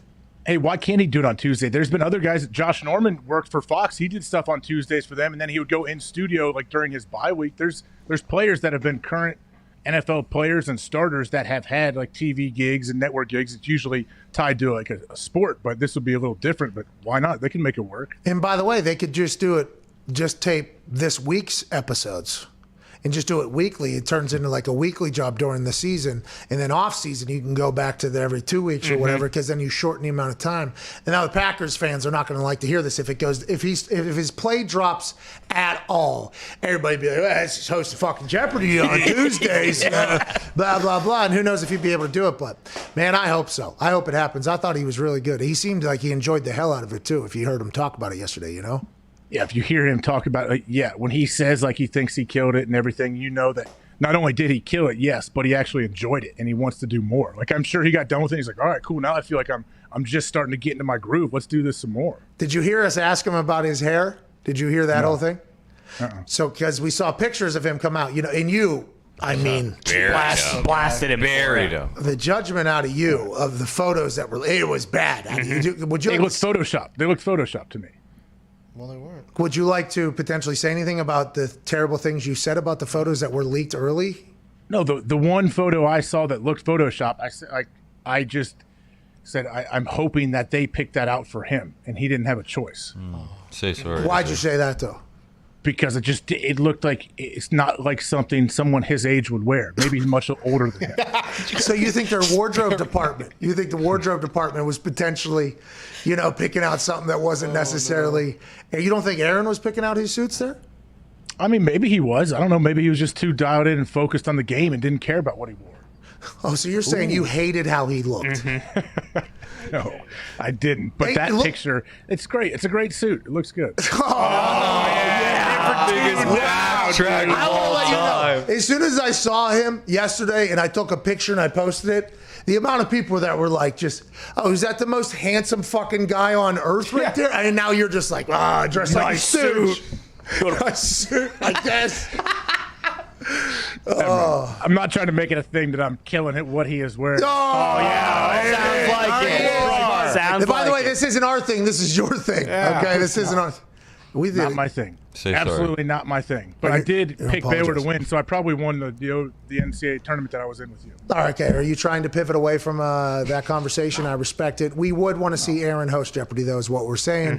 Football yesterday, he's still in the same place he was last year. Even if hold on though, Pat. Even if he doesn't do it while he's currently playing, won't it still be there when he's done? I don't know. See, that's one of those things where you don't know if it'll be open, right, at some point. Like, you don't – that's one of those – I think there's only a few of those jobs where you don't know where it'll be open. You know, I just – Someone would just have to come and run away with it and be like, okay, yeah, this is our next host. Yeah, Aaron, whenever he is done playing, I don't know if this person is still doing as well. LeVar Maybe Burton. You're not. Everybody's saying LeVar Burton, the guy from Reading Rainbow. Yeah. They're saying – I'm sure I bet he's great. I'm sure he is. Yeah, he hasn't done it yet. Has he done it yet? though? I didn't watch until Aaron. AJ, what did you do? Did you take a cynical vacation? Like, did you get baptized in pessimism whenever you were on? What do you mean? I'm dead serious. LeVar Burton, I grew up with that dude in Reading Rainbow. Has he hosted yet? Have we seen him yet? We have not. No. Okay. Then I think he's going to do very well. No, I don't. Okay, dude. We think I don't know what you're thinking. You're kids. All right, listen, it doesn't. We think LeVar is going to do fantastic as well. It just, if Aaron's going to get that gig, I'm not sure it's one of those ones you can kick down the road 3-4 years. I don't know if it'll be open then, but I am enjoying this 2-week thing, and I like the fact that he found something he's in love with, because even if it doesn't work out, now he knows he can host a show, which is good news for everybody. That's not an easy show to host, you know? Absolutely not. Did he say how long it took to film each episode? He did say there was a couple rethrows and things like that, I guess, but we did not get an exact time. I think because there was a writers' meeting in the morning. I assume that's when the questions are gone through and everything like that. But he has said there was a couple extra throws. I don't know how long the day was, And though. he did say that as he did it a couple more times, there were fewer and fewer of those. So I assume by the end it was kind of, just a well-oiled machine. Yeah. Hey, his hair did look good. He did not. We commented about how there was probably a conversation about whether or not he cuts his hair, right? And is this a potential situation that would make you cut your hair when you're this invested in growing your hair? It takes a long time to grow your hair. There are a lot of stages you have to get through to get to a stage of length of hair that is acceptable to be seen in public with. There is a lot of different situations when growing your hair out where it is a tough thing to deal with. Aaron talked yesterday about how they were able to figure out something he was able to do that looked good. I think the world has agreed on that. But it is something I assume he was, kind of talking like, do you want to cut your hair for this potentially? Maybe it's a negotiating tactic for him with the Jeopardy people, like knowing, like, hey, we want to offer you the full-time gig if you're going to clean it up a little bit. And he's like, I don't know. You throw an extra $4 million a year at me, maybe. Hey, I'll shave, by the way. I normally have scruff, but if a clean shave is a prereq, he said, for the full-time job, I will shave for that. That's right. Man, I like it. He's openly, he's doing what teams do. Yeah. Just dropping seeds. That's right. I would love to be. And if I have to shave, I will shave. So be it. Whatever you need. Got 46 days. We can figure that out. Just go ahead and let that go out there. Now, Jeopardy people can release the Jeopardy executives were rather impressed with Aaron Rodgers' first night, they say. Now, okay, here we go. Are we getting a little bit of a business relationship being built over the media right now? Is this happening? Is this already here? Are we church, steeple, all the people? Are we here right now with Aaron and Jeopardy? Is this going to happen? I think it will eventually. Yeah. I think so too. Yeah, it's too loud right now, right? Unless it just dies off. Especially because this guy's team's running him out of town, so you might as well have something else on the other side. Yeah, trading up the draft quarterbacks and things like that, not renegotiating. Not helping them. Yet, by the way, not renegotiating any contracts or anything, only 1 year left of guaranteed money. You're right. Maybe it is something like that. Could have got Will Fuller. Didn't want to, hey, Aaron will be fine. Easily could have helped him out with a few more weapons. Decided not to. They're going to get something worked out, and guess what? We're going to give him plenty of leeway. Oh, yeah? Hey, listen, is that right? Aaron, you want to go to fucking L.A. for 2 days during the week? Host Jeopardy, do it, dude. As long as it's not Sunday. Yeah, as long as it's not Sunday. You're back in Green Bay Sunday. Hell, if you want to go to, California right after the game on Sunday, knock out a couple episodes, you do it. Go ahead. 45 minutes, by the way. You do what's going to make you happy. An episode. Mark Murphy. To shoot? To shoot it, yeah. Okay, 45 minutes as Zito. Did he say that in an interview? No, it was Trebek, tale of his day, and I just looked up So that's Trebek stuff. So. So let's assume that's at least tripled. Yeah, because his were probably pretty tight, pretty efficient. Yeah. I'm sure. I mean, as Aaron's going on here in these 2 weeks. Yeah, not as many. I mean, at least in that last episode, not as many gotcha words where it was, you had to redo it just in case it was a tough. There was a good one where he said, "I did not know that answer either," which felt pretty good. That felt pretty good. He had a couple Didn't you think I thought the casting did well too, the three contestants. Like they seem to have the right personalities too for that. Well, that guy who wanted to kick the field goal. Scott. It was, what a moment there. Yeah. That sets off an automatic viral moment in sports. Aaron's in a bad position there, by the way. He's in a terrible position there. Imagine if he goes, not me. If he just said something where it would have got a pop from the audience and it would have got a pop and then he would have had to walk into a buzzsaw the next day with Aaron Rodgers demolishes Matt LaFleur in, you know what I mean? There was a lot of, that could have gone wrong there. Yeah, it definitely could have. I mean, for the Jeopardy people, what an absolute goldmine to have for your first episode. You can float that out there before the episode airs. Like, it all seems to be lined up perfectly for everyone involved, really. Now, I will say, watching that video before the airing of the show, did kind of know what was going to happen. Yeah, I tried to stay off, so that didn't happen. So I didn't see it until. I think a lot of casual people that don't watch Jeopardy maybe didn't just automatically look at all the scores. We're in Final Jeopardy, who can get where, and then just immediately. As soon as I saw that video, I was like, oh, new champion. All right, all right, here we go. We got a new champ. All right, good news. Let's go to Landon in Texas, shall we? AJ, what's going on, Landon? Oh, shit. Did his phone just explode? He hung up for sure. Hit a power transformer. AJ, where'd you go on vacation to? Down to Florida. I got to see my brother-in-law and his kids and hang out there for a few days. You saw Brady Quinn? Whoa. Yeah. Oh, my God, dude. How was he? He's awesome. Brady set our itineraries each day. He has 3 little girls, and it was great. And we got to go have some fun. What did he get on the Goldman test? Hey, what did he get on the Goldman test? I don't know if you learned about that. We just learned about that recently. But is Brady Quinn the most diligent human of all time? Feels like that from looking outside in. Yeah, he might be, especially when it comes to kids. Yeah, like dinner. He schedules dinner at 5 o'clock because we know kids go crazy and they got to get to bed. Like, Brady thinks everything out. And then I go in his garage. We didn't stay with him. We stayed in the hotel, but we were with him every day. He's got his infrared sauna set up right next to his cold tub in his garage weight room. Like, he has everything all ready to go down there. By the way, he's like a sculpture, right? Yeah. Brady Quinn is a sculpture. Yeah. He's an impressive looking human. Yeah. Yeah, I would assume all those things to be accurate, what you just said, by the way. I can't believe you don't have a plunge cold pool in your house. No, I just gotta take cold showers, man, like the rest of the people. You do. Hey. You do the Wim Hof? I don't do that. I don't do those movements. But yeah, I'll end my showers. I think that's what the Wim Hof is. If I followed enough influencers that have done the Wim Hof method, I do believe you have to punch to the side, and then you kind of pick up the vibes. Then you feel the rhythm, feel the rhyme, and then you just walk into the coldest water of all time, and you're fucking chilling out. I don't know how they do it. I am so impressed with that human. But that's what you do. He says take cold showers every day. It's better for your mentals, better for your chickens, better for everything. You do that every day? Is that real? I mean, mostly I at least end my shower in cold. I don't stand there for a long time with it freezing. So I'll wash my face with cold water because Pharrell said that's what he does, and he looks younger now than he did whenever he debuted.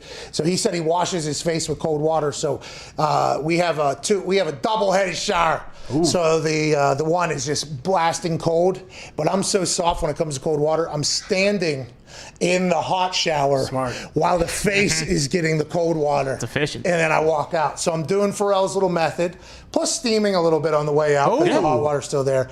And then I'm not good with the cold water. I am not good with the cold water. I wish I was. I know it's so good for you. I used to do it after, like training camp, whenever I had to kick back-to-back days or whatever. I'd always get in a cold tub at night.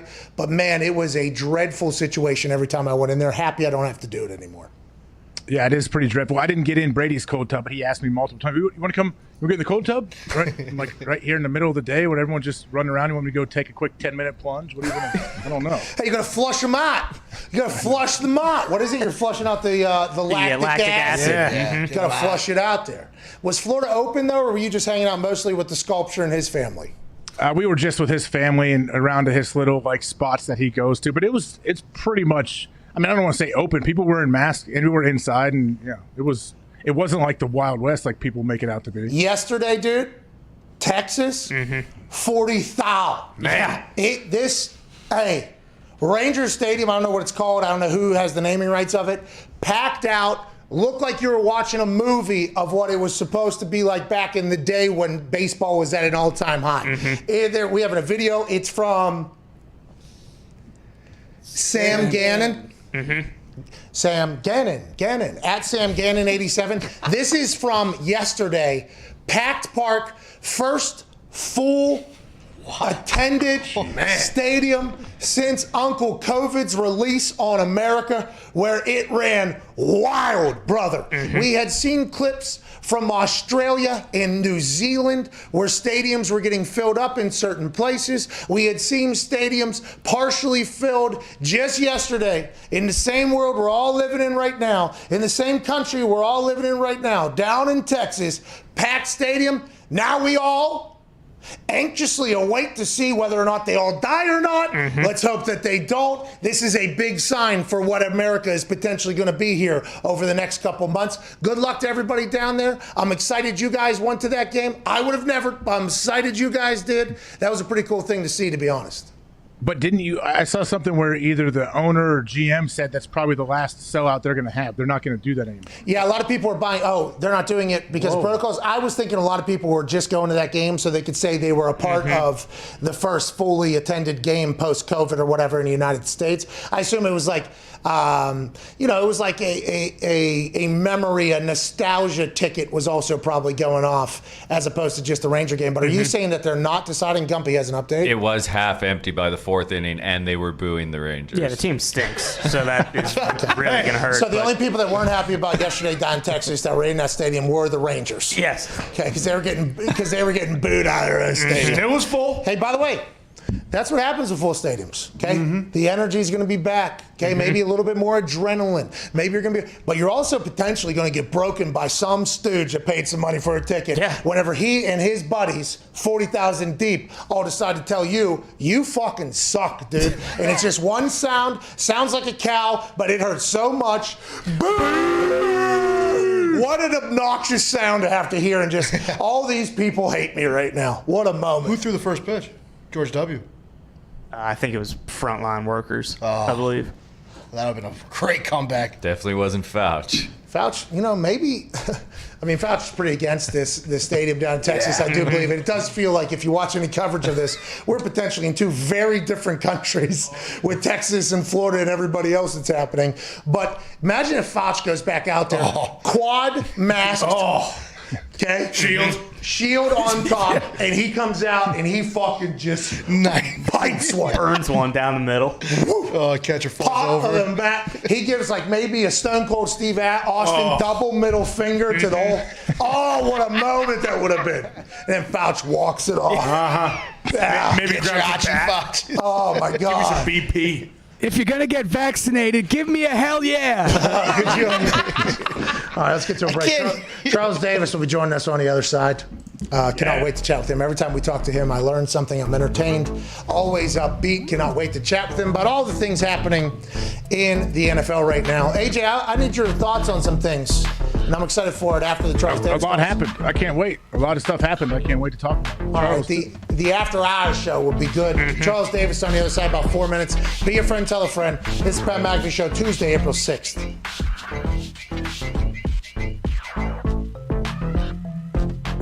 They want to play for the Yankees one day, the people I'm playing against. They want to play for the fucking Yankees. Check out, like, in there, we put a little surprise in there for you. About to get iced, it feels like. I mean, let's start the day.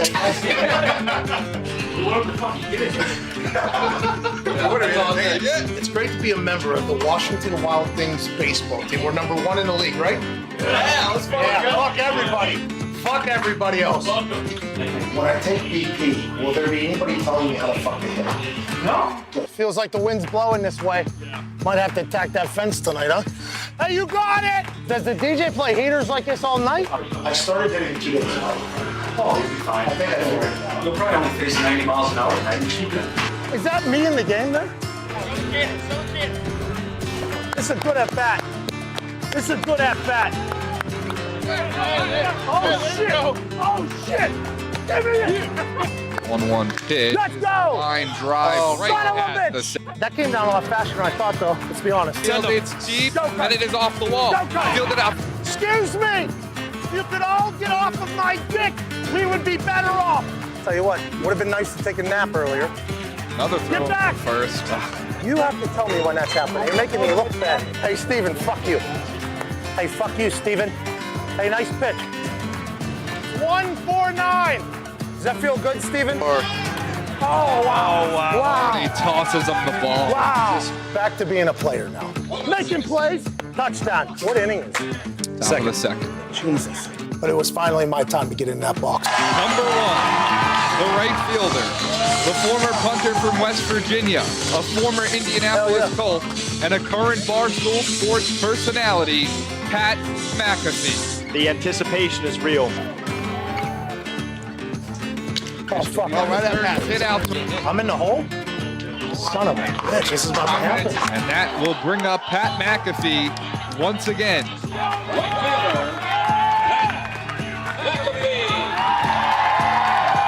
First pitch from Reynaldo Lopez, swing and a miss by McAfee. Hey, what was that? And the catcher goes, I had to give you one. Looked off speed. What was that? Then I look at the pitcher, and he's smiling. He's like laughing, like he's toying with me like I'm a child. It all comes down to this. My last at-bat. Hey, I'm gonna get on. You bring me home. This is your life on the line, fucker. Let me tell you something. You're going to take an L, okay? You're going to take one. So I think that the close your eyes and swing method is perfect for you. Oh, this is hardball. Oh, yeah. Oh, my God. Oh, my God. Jesus. You have no prayer. Number 1, right fielder, McAfee.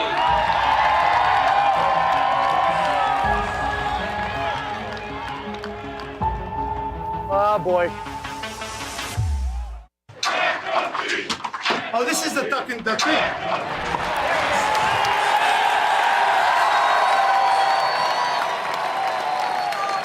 Let's go!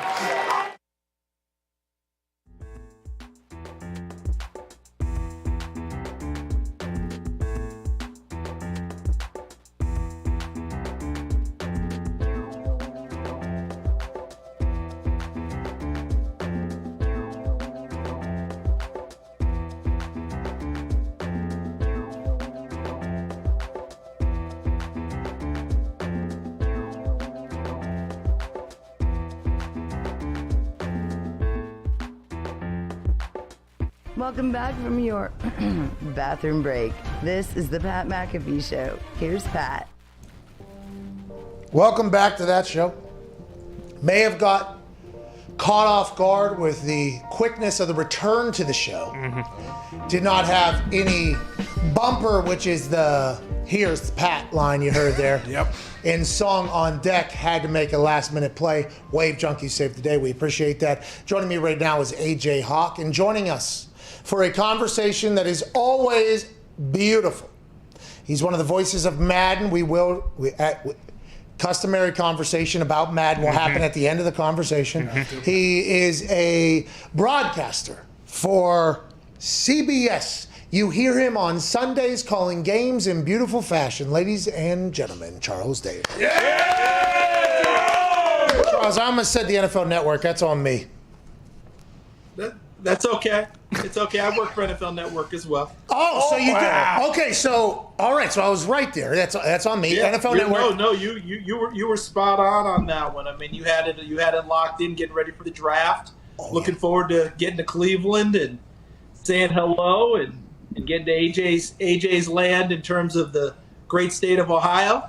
Hey. So that part would be a lot of fun, and I can't imagine a place. How perfect is it that it landed this year after the Browns' renaissance? Yeah. You know, to be able to get back to the playoffs, these fans long suffering, the whole deal. And right before we get into all of that or whatever else you want to talk about, Pat, the bumper music, getting back, they quick pitched you on this one. It seems like, it's like they got you there. You didn't get Stairway to Heaven on during your bathroom break and able to just let that play out like the great DJs do. But thank you. I like the way you pulled it together and came rolling back in. That kind of, if we're talking about, since it is draft season, I mean, composure there has to be pretty high. Yeah. At that particular moment, composure has to be something thought about. But also, the recall of knowing which song in the slide is probably a good song to go to, that would attribute to the Dr. Goldman test, which, have you heard about this? Have you heard about the Dr. Goldman test? And did you hear Mark Sanchez, tell us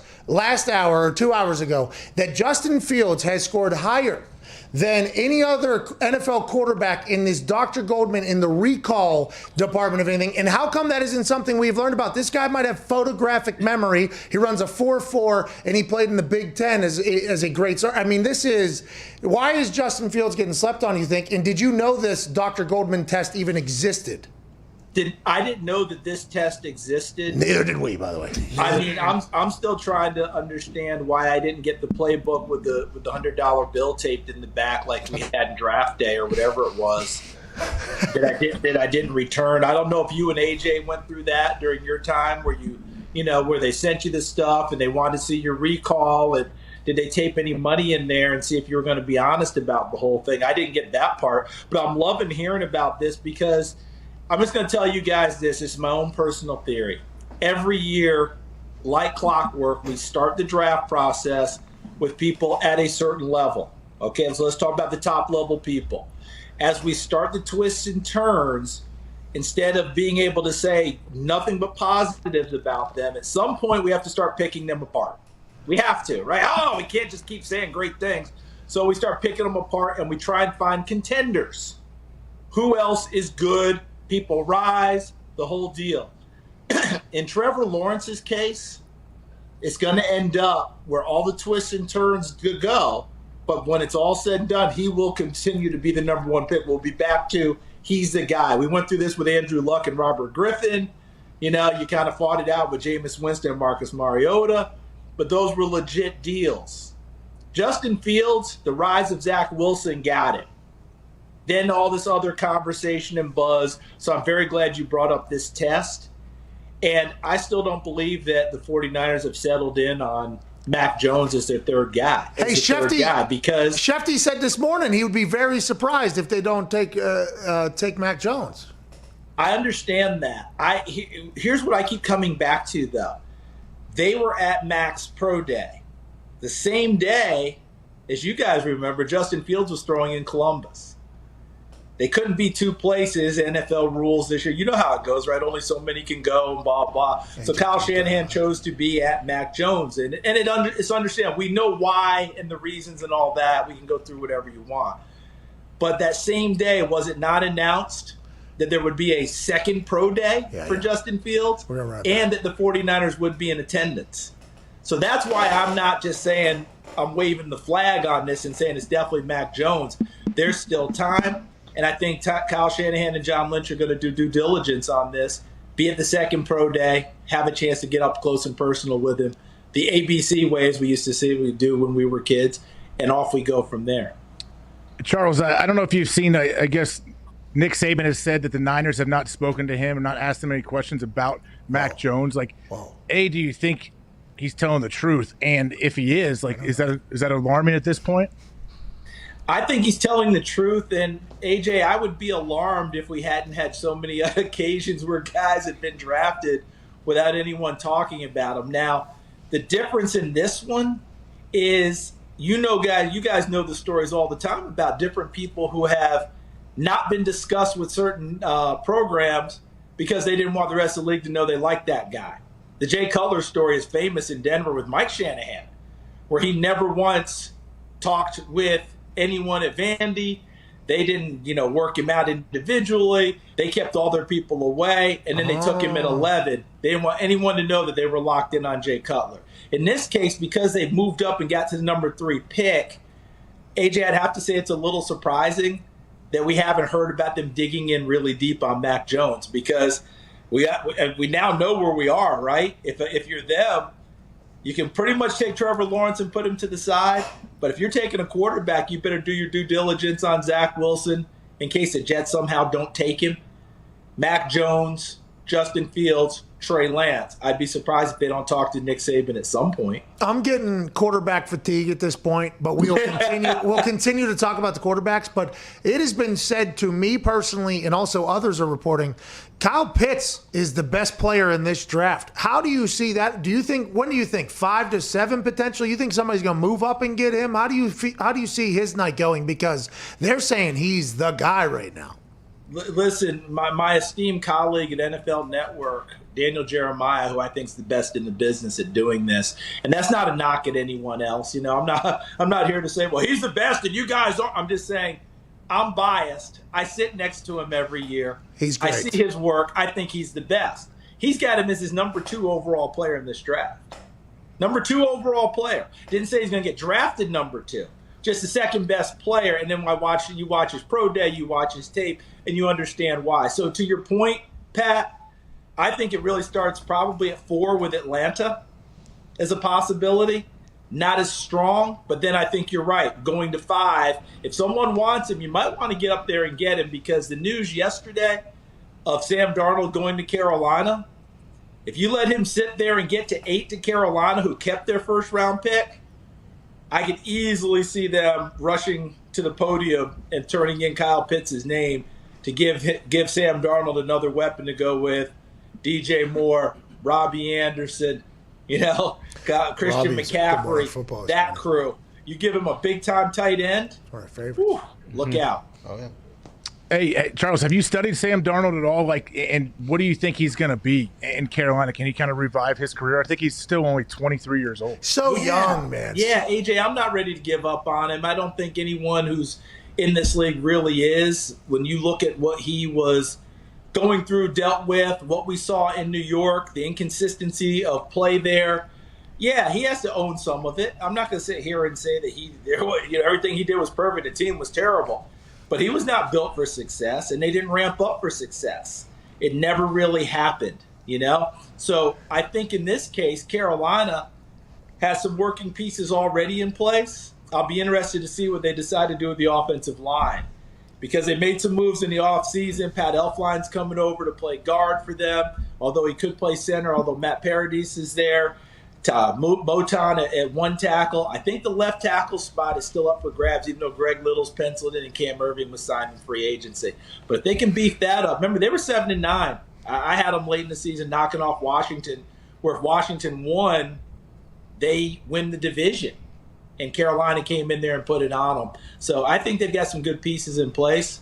we'll see how it goes. But I'm bullish on Sam. I'm actually bullish on Sam Darnold getting another opportunity in a different spot. They're not going to be able to trade Teddy Bridgewater. Like that is not. It's a $10 million guarantee, $18 million at this stage of the game. I don't think there's any team that is going to take that on. I mean, maybe they will, but Teddy kind of gets, he's going to be. He gets lost in the shuffle a little bit here, which is unfortunate for him. Everything he's been through. The thing that got Teddy, when it was all said and done, as best I can tell from talking with people, David Tepper, as the owner, has been jumping on the table, screaming, franchise quarterback, franchise quarterback, franchise quarterback. They signed Teddy last year, and he played well, but they were 0-8 in fourth quarters, right? Never got that comeback win, never got it done. Remember, the games they won, they led from the front. That became an issue, and when they looked at the draft board, my opinion, 1, 2, 3, 4 could easily be quarterbacks, guys. Yeah, for sure. So if there's no one there that you're going to want to go get, this is where Sam Darnold came into play for them. And he's 23 years old. He's the oldest. Pointed that out. He's a youngster. He's the oldest 23-year-old in the history of the NFL. Has been through a lot. I mean, there is a chance that he could be their quarterback for the next 15 years, like franchise quarterback. Or there's a chance we can find out he does just stink. We will find out, I guess, next year as he gets the opportunity. Go ahead, Connor. Yeah, Charles, since the last time you've come on, I actually won a Super Bowl in Madden with the New England Patriots. Congratulations. Thank you. I tried to follow it up going back to back, but I lost to Miles Snyder and the Jets.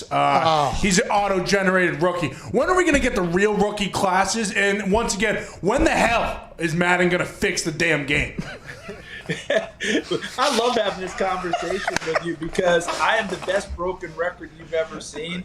So is he. I thought, since we had this last conversation, I have thought about it a little bit. And look, everyone I know, and I can give you all the canned stuff, they would tell you the same stuff. Everyone's trying to fix everything. You know that. Everyone's trying to make it better and get better. Of course. And I can just tell you, all the people who are working on that game have a better chance of doing what I do on the game and making it better than I have in doing their job. You're not coding? They're smarter than I am. I'm hoping that I know that they're working on it. I can't tell you much more beyond that. Like my dad used to tell me all the time, you got enough to worry about with your own stuff, kid.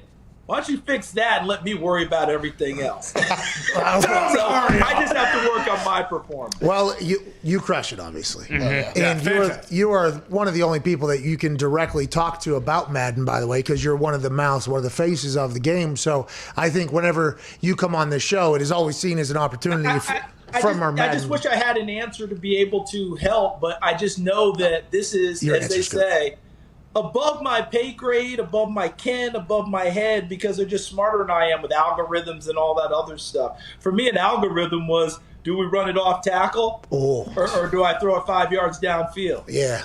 Maybe an option play, too. I mean, there's a lot of those algorithms out there, but I want to let you know we appreciate your maximum effort given on Madden. Okay, I think I can speak. I don't play this a lot, but I think I can hear the frustration. Oh, listen, for anyone who plays games and does those things, I get it. We all want it to be fantastic. I'd love nothing more than to come on your show and say, boy, they really jumped the game up. And I know all the people working in Madden would love to hear that as well. That's why I know they're working on it. But I got to stay where I'm supposed to be, do the best job I can with my partner, Brandon Gaudin, and we'll just keep fighting the good fight, and I know they're doing the same. See, you're at the top of your game. Yeah. I think they're all hoping that the behind the scenes also gets up there as well, because that's what Madden is for everybody. That's right. You know what I mean? Charles leading from the front over there, Madden. They're just asking for everybody else to come up there. He's fantastic. It's just, let's get someone screaming in the face of these coders and telling them, hey, let's step our goddamn game up here. Okay, let's at least think about it. And if they can't,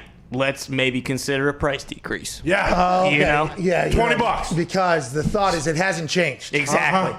You know what I'm going to do? I'm going to take what I just heard from my friends there, and I'm going to use that for me. Each and every week, getting ready for my stuff. Step my game up. Oh, right? you're saying this.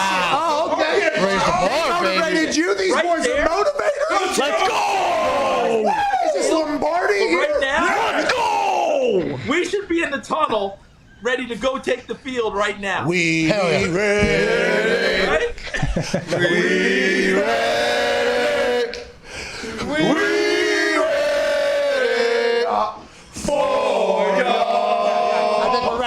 ready. Yeah, it's awesome. Charles, you're the best, dude. Every time you come on, I absolutely love it. We appreciate you, man. Cannot wait to see you on NFL Network there in Cleveland talking that good stuff. We appreciate you, CD. Hey, appreciate you guys very much as always. Take care of yourselves and hopefully see you real soon. And if nothing more, if you guys make it to Cleveland, let me know you're going to be there. Okay. All right. Ladies and gentlemen, Charles Davis. I'm one shout away from full vaccine. Hey, you get that? You get vaccinated. I think the rules are coming out like, hey, high five and how you we hugging. Okay, you're good. Yes. Good luck out there, Charles Davis. We appreciate it. Did you feel as if you were back in the tunnel there with the "We Ready"? You know what I mean? I did. That was that's the go-to. For how many years did teams use that? Forever. Yeah, still are. Still, I would assume it's still going. I mean, it is. There was one game I was a part of, I forget where it was, in West Virginia that started every single tunnel, that whole thing.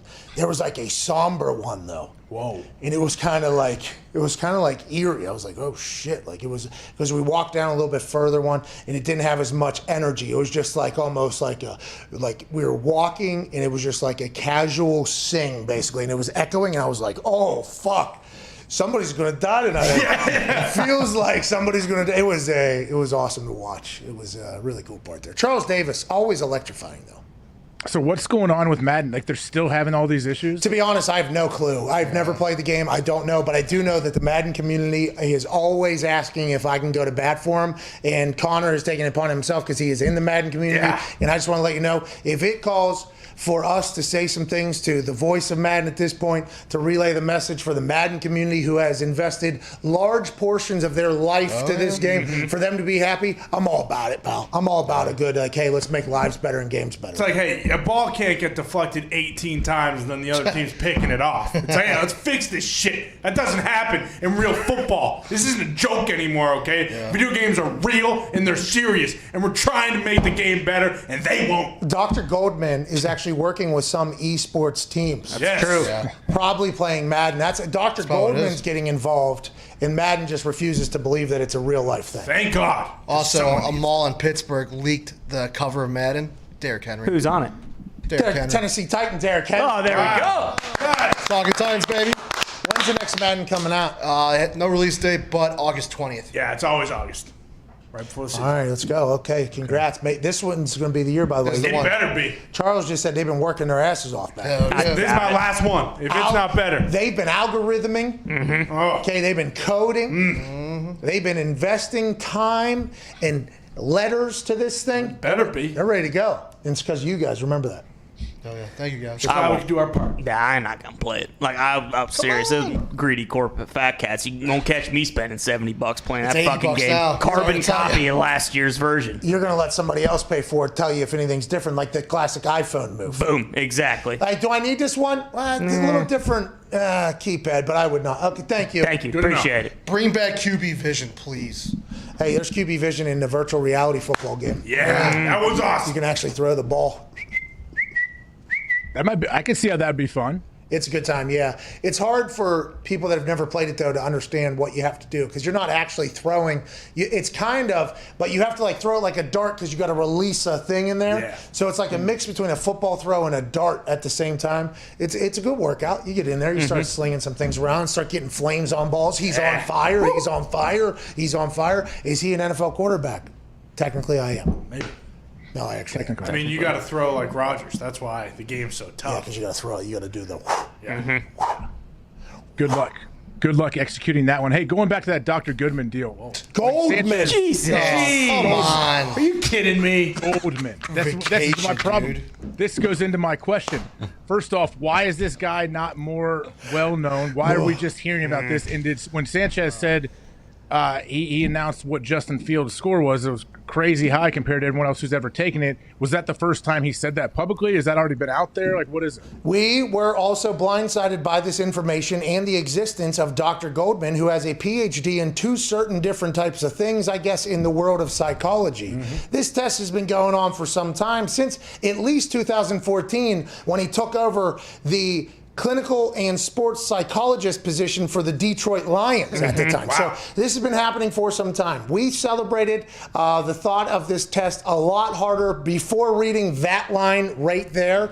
But the thought of this whole thing maybe being an alternate in a more deeper dive into a personality test, which a lot of teams give out. Maybe he has perfected it with the AIQ. But the fact that we did not know that Justin Fields has scored the highest out of all NFL, I think it was NFL, because there are some pitchers, I guess, they were like a 138 or something like that. So there was other people up there. But it's like one of the highest recall scores in the history of the test. I can't believe nobody knows that. I didn't know Patrick Mahomes ever took this test. Nope. I didn't know Josh Allen. I mean, Sanchez was kind of just like, doxing everybody. Yeah. This is going on. But is this something that should be taken serious? That's our big question right now.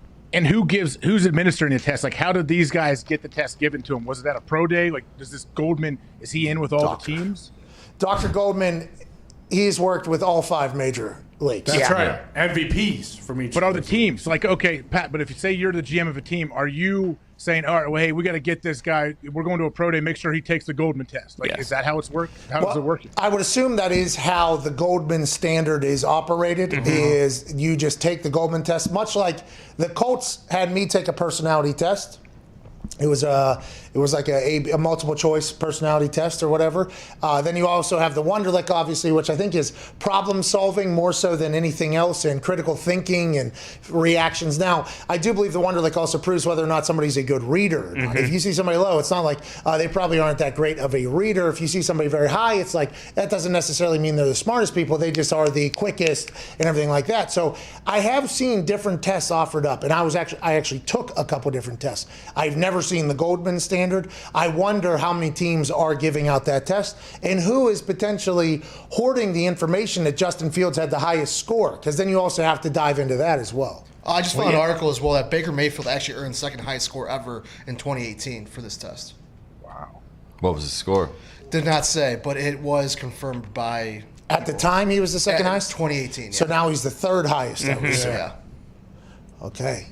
And he didn't even talk about Baker Mayfield when he was talking about the test. Yeah, how'd Sanchez get these in? Yeah. How does Sanchez know? Sanchez potentially, he's in part doc. He is the test, dude. He's in the lab. You think he's in the Goldman The standard? Goldman is the Goldman. The Goldman is the Goldman. T&E. T&E.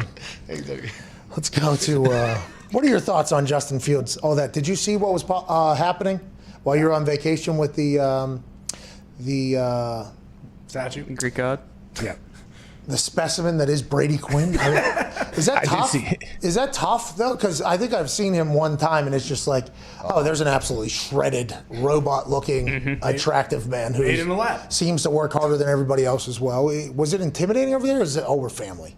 No, we're family, man. He's Was he great at bullying you? throwing the frisbee too. We threw the frisbee and some really probably 40-mile-an-hour winds on the beach. It was good. Does he bully you?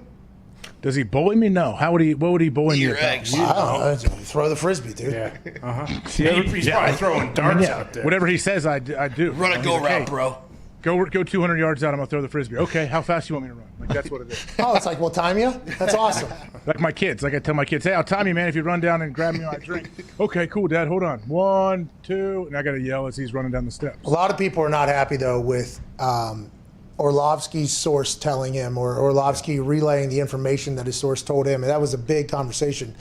If he does have a photographic memory, I mean, maybe you got to think about how that could just all be complete, which we assume at this point, by the way, it is with how everybody said it. But if this dude has a photographic fucking memory, how is that not out everywhere? Yeah. How is that not something that everybody on Earth knows? And I would assume that if you score that high on this thing, if it's called a recall and like memory test basically, and you get the highest of all time, I would assume you have a very impressive memory. Like, how do we not know that, AJ? I'm asking the same way. How did we not know that already, you know?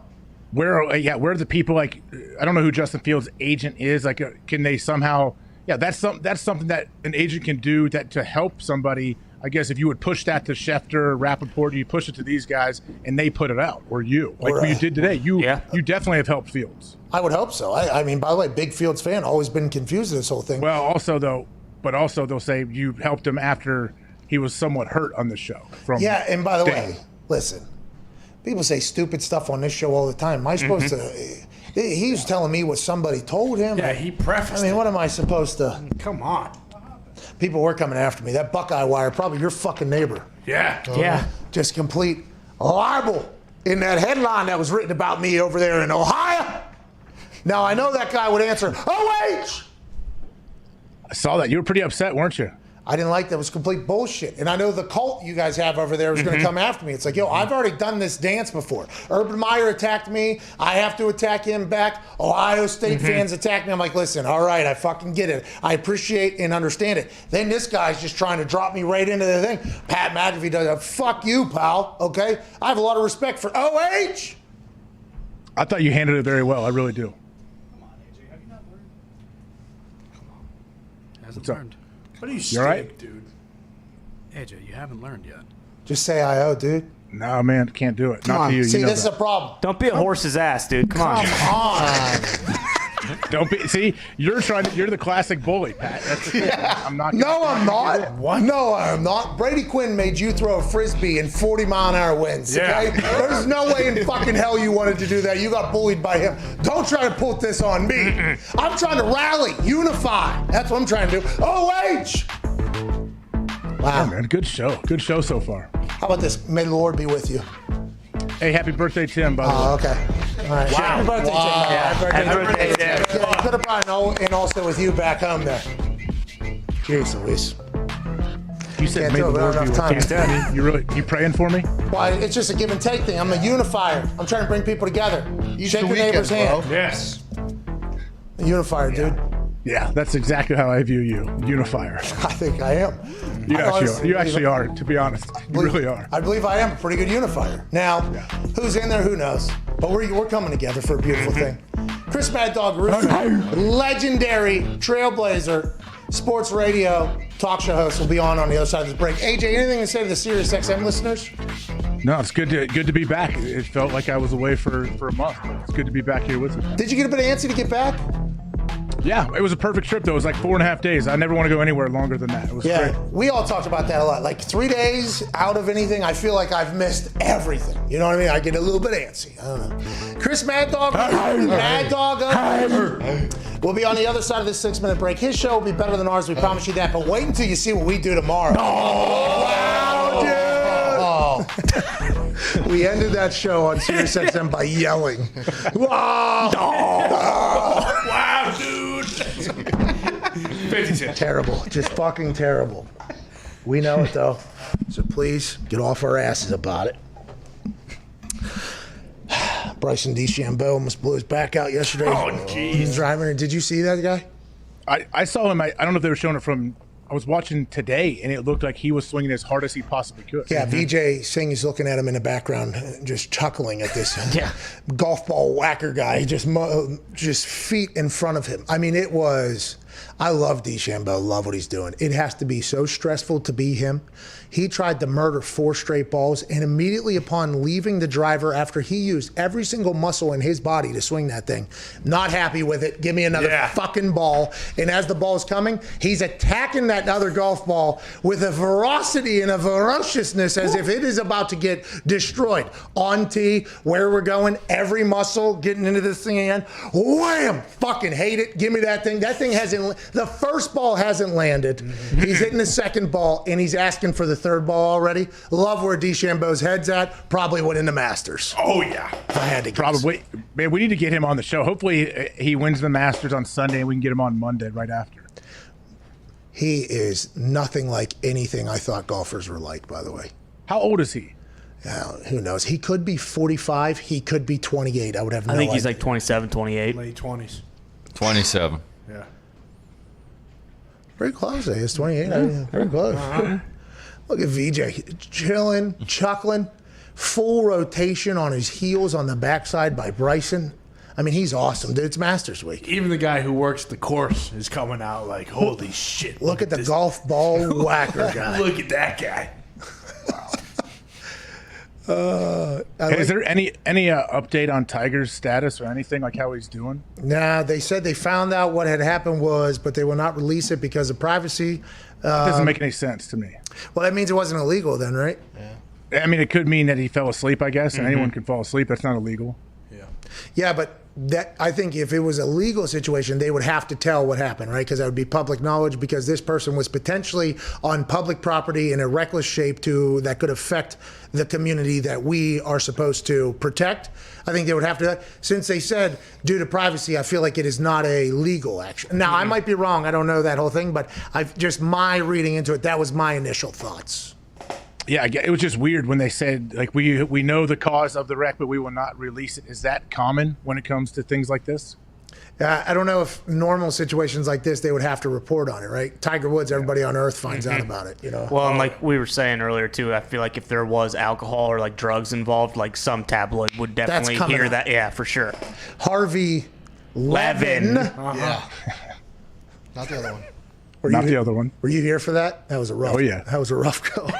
I was here. His brain sometimes. I was in a bad, but he would have had that. Yeah. Oh, yeah. Do you think it'll leak in a couple months, though? Just someone will find out and just let it out? No, I think the documentary will tell the whole thing. I do. I honestly believe they're probably filming everything, right? Oh, yeah. All the reactions, by the way, were potentially going to be a part of that documentary at the beginning. Wait, Tigers people you think are filming everything? I would assume, yeah. A comeback? Oh, yeah. I don't know. Really? You think he wants to let people like behind the scenes and eventually put out a documentary of his life? I think as an answer to the HBO doc. Yeah. You know what I mean? Oh. I think as an answer, because the HBO doc, the Tigers team did not approve. So I think we all immediately thought like, oh, this is going to be a fucking hit piece on Tiger or whatever. I didn't want to watch it because I don't like watching it. I'm like, yo, I don't want to just see a guy get buried or whatever. And then Nick watched it. Nick was not like the biggest Tiger fan, and he was like, you should watch it. You should watch it. I'm like, I don't want to, like, yo, I don't want to. I know that there was a lot of bad. He's like, no, you should watch it. And you watch it, and you're like, oh, okay, I kind of get it with Tiger. This would just be a great follow-up for that, I think. I don't know. In my eyes, I just would assume somebody on his team, which is, I think, pretty big, would have that forethought. Well, I mean, I think he could make this, if he's able to come back and play golf at a high level again, hopefully he is filming like every step in the process. Can you imagine what that would look like? The comeback of Tiger, if he lets you behind the scenes, you get to see him, his rehab at home. Like, man, I hope they're doing it. If they're not, they should start soon.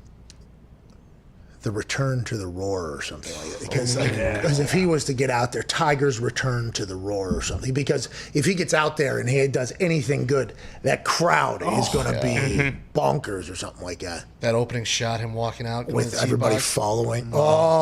That's a. Yeah. He wouldn't even need to win either. If he went low in like the first round, shot like 7 under or something, the people would go ape shit. Yeah. Just him playing. Not even 7 under. Like, I think if he just plays. The opening drive, I think there would be quite a pop. Yeah. Came back with a broken back and shattered legs. Like finishing the round. His ankle, right? Yeah. Oh, yeah. That'd be insane. A bunch of pins in there. It's pretty, I mean, think about it. Tiger's that good. He's been that good that we have such like unrealistic expectations for this guy coming back when he shatters his legs in half. He's coming off of back surgery. He's 4 weeks out of a back surgery. His 15th one. We're like, yeah, he can come back and win the Masters, I think. Yeah, if he goes low, Yeah. It's so hard. Just so hard to do. He wants to walk. He's trying to walk again, I think, right now. By the way, I watch a lot of golf. I enjoy watching golf, especially recently. I've been watching more and more of it. Where they're teeing off from is so far away. Like, just the thought of, like, if he shoots low, he has to hit, in some courses, you have to carry like 285, 290 to even get to the fairway from where they're driving at. If he gets back to that amount of explosion with another back surgery, ankle blown out, leg broken, everything like that, it would be very, very fucking impressive. But I'm here for it. Hey, I am here for it, AJ. We're all here for it. It would, if he could come back and win the Masters, it would be a bigger story than his last Masters victory when the whole comeback of that seemed to take over the whole world. Like, everybody felt good for like Tiger being able to do that in front of his kids and everything. Well, him and Charlie a couple months ago, when they were just dominant and Charlie was shaping shots around. Yeah. Let's go to Duber down there in Tampa. What's going on, Duber? Hey, boys, can you hear me? Yeah, dude, you sound great. What do you want to talk about? Yo, okay, first of all, I don't know what's up with your phones, but it sounds like World War II is going off whenever I'm talking to Mitt. I can't hear a word you're saying. We got to fix it. That's on us. We got to fix it. It's probably playing music. Thank you for going through World War II there, the sounds of World War II to get to the show, though. We're excited to chat with you there, Dupe. I had to. This guy went through World War II earlier. Yeah. And who knows what they called him growing up? That's what we were wondering. Oh, yeah, Doob. Yeah. Yeah, Doob got judged early. I just didn't get the name like Doober. Yeah. Now, I will tell you, the Doobie Doo, the name of my child, probably off the table. What? Oh. Yeah. What? Had to have the hard conversation. Oh, no. No. Oh no. You know, had to be tough. Had to be tough, right? You had a lot of facts to point to of why he should be doing. A lot of momentum. Well, Doobie Doo did have a lot of really. How do you spell the do? D-O? Yeah, D-O-O. We get 2 O's. You know what I mean? Doobie-doo. So it's like Scooby, yeah. And Doobie Doo had a lot going for the name. You know what I mean? And then there's a big issue where a lot of people were like, he's probably going to get zero respect from anybody ever when he walks in any places. So A lot of random drug tests. You don't want to don't put him in that situation. But you're right, Jake. A lot of random cup real quick. drug tests for Doobie, I'd assume. But so we're kind of off the name. Still like Doober down in Tampa, obviously, like what your parents did. But I'm not sure my child's going to be Doobie Doo. And damn it, it is heartbreaking. But we'll find another legendary name. Doober. There's only one. Doctor. Yeah, Dr. Doobie. Oh, well, maybe it's Goldman McAfee. Oh, you know what I mean? And it's like the Goldman Standard McAfee. That's pretty good. Midas. Yeah. What's that? Goldman Midas. Go with Midas in the middle. Midas. Yeah. McAfee. That's All pretty right, good. let's put it down. That's pretty good. Shout out Dr. Goldman for not only being a leader in the AIQ and whatever that test means, but also for a potential new name for my child, Goldman. 2 N's, by the way. Oh, yeah. Nice. Goldman. What do you want to talk about, Doobs? Still there. Yeah, Doobs hanging out. I'm honestly devastated by the name because He's standards devastated. are pretty high with the name. But hey, I guess not everyone can carry it. But hey, my kid. My kid's got to question carry is, enough. as a Bucs fan, I'm ecstatic that Sam Darnold signed with the Panthers.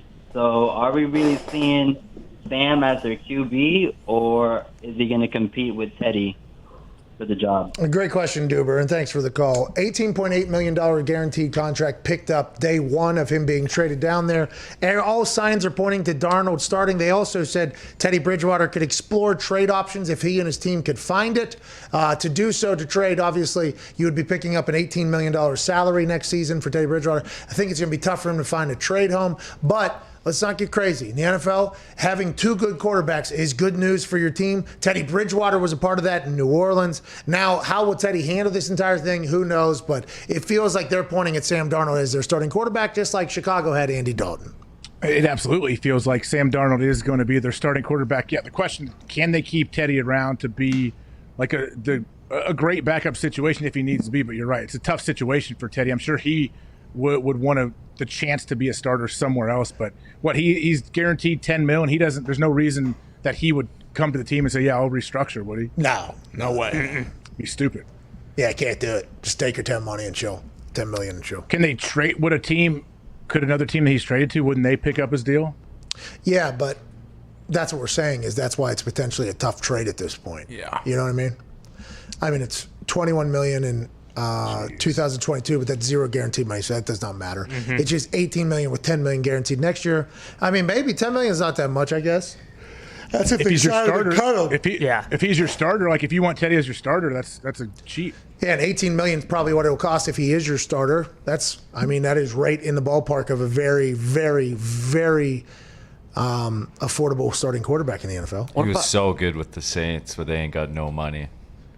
Oh, because the Saints don't have a quarterback. They got 2, technically. Yeah. What about Denver? Yeah. Like, I mean, if they're going to trade up potentially to 4 now to get a quarterback, like if they aren't able to do that and someone else does, then they're going to get like the 5th best quarterback in this draft class, at least on paper. Like, do you think they could potentially, it's like, okay, we're not going to get the guy we really want in the draft, so maybe we take a flyer on Teddy. Maybe, huh? Maybe Denver's a place, because they've been snooping around, is what everybody said in the quarterback market, but that could all be bullshit, depending upon who you listen to. Have you ever been overwhelmed in the wine aisle? Oh, yeah. All the time. Have you ever bought a random wine that you end up hating? You're not alone. Finding the perfect wine match can be intimidating, but it does not have to be. That's where Bright Cellars comes in. Oh, love them. You see, you have a problem right here. Yeah. All right? You have a problem right here. It's popping off right here. Okay. And all of a sudden you're like, man, what am I going to do? And then Bright Cellars just comes from out here, and they just... We fucking got it. Whoa! Wow. Oh, okay. Bright Cellars. That's literally what they. That was easy. Yeah, that's where Bright. Well, I don't know if they're allowed to say that, but that's where Bright Cellars comes in. Let's go. Bright Cellars and their sommeliers are committed to telling the stories of the wines they source and providing a wine service that helps you understand what you like in a wine.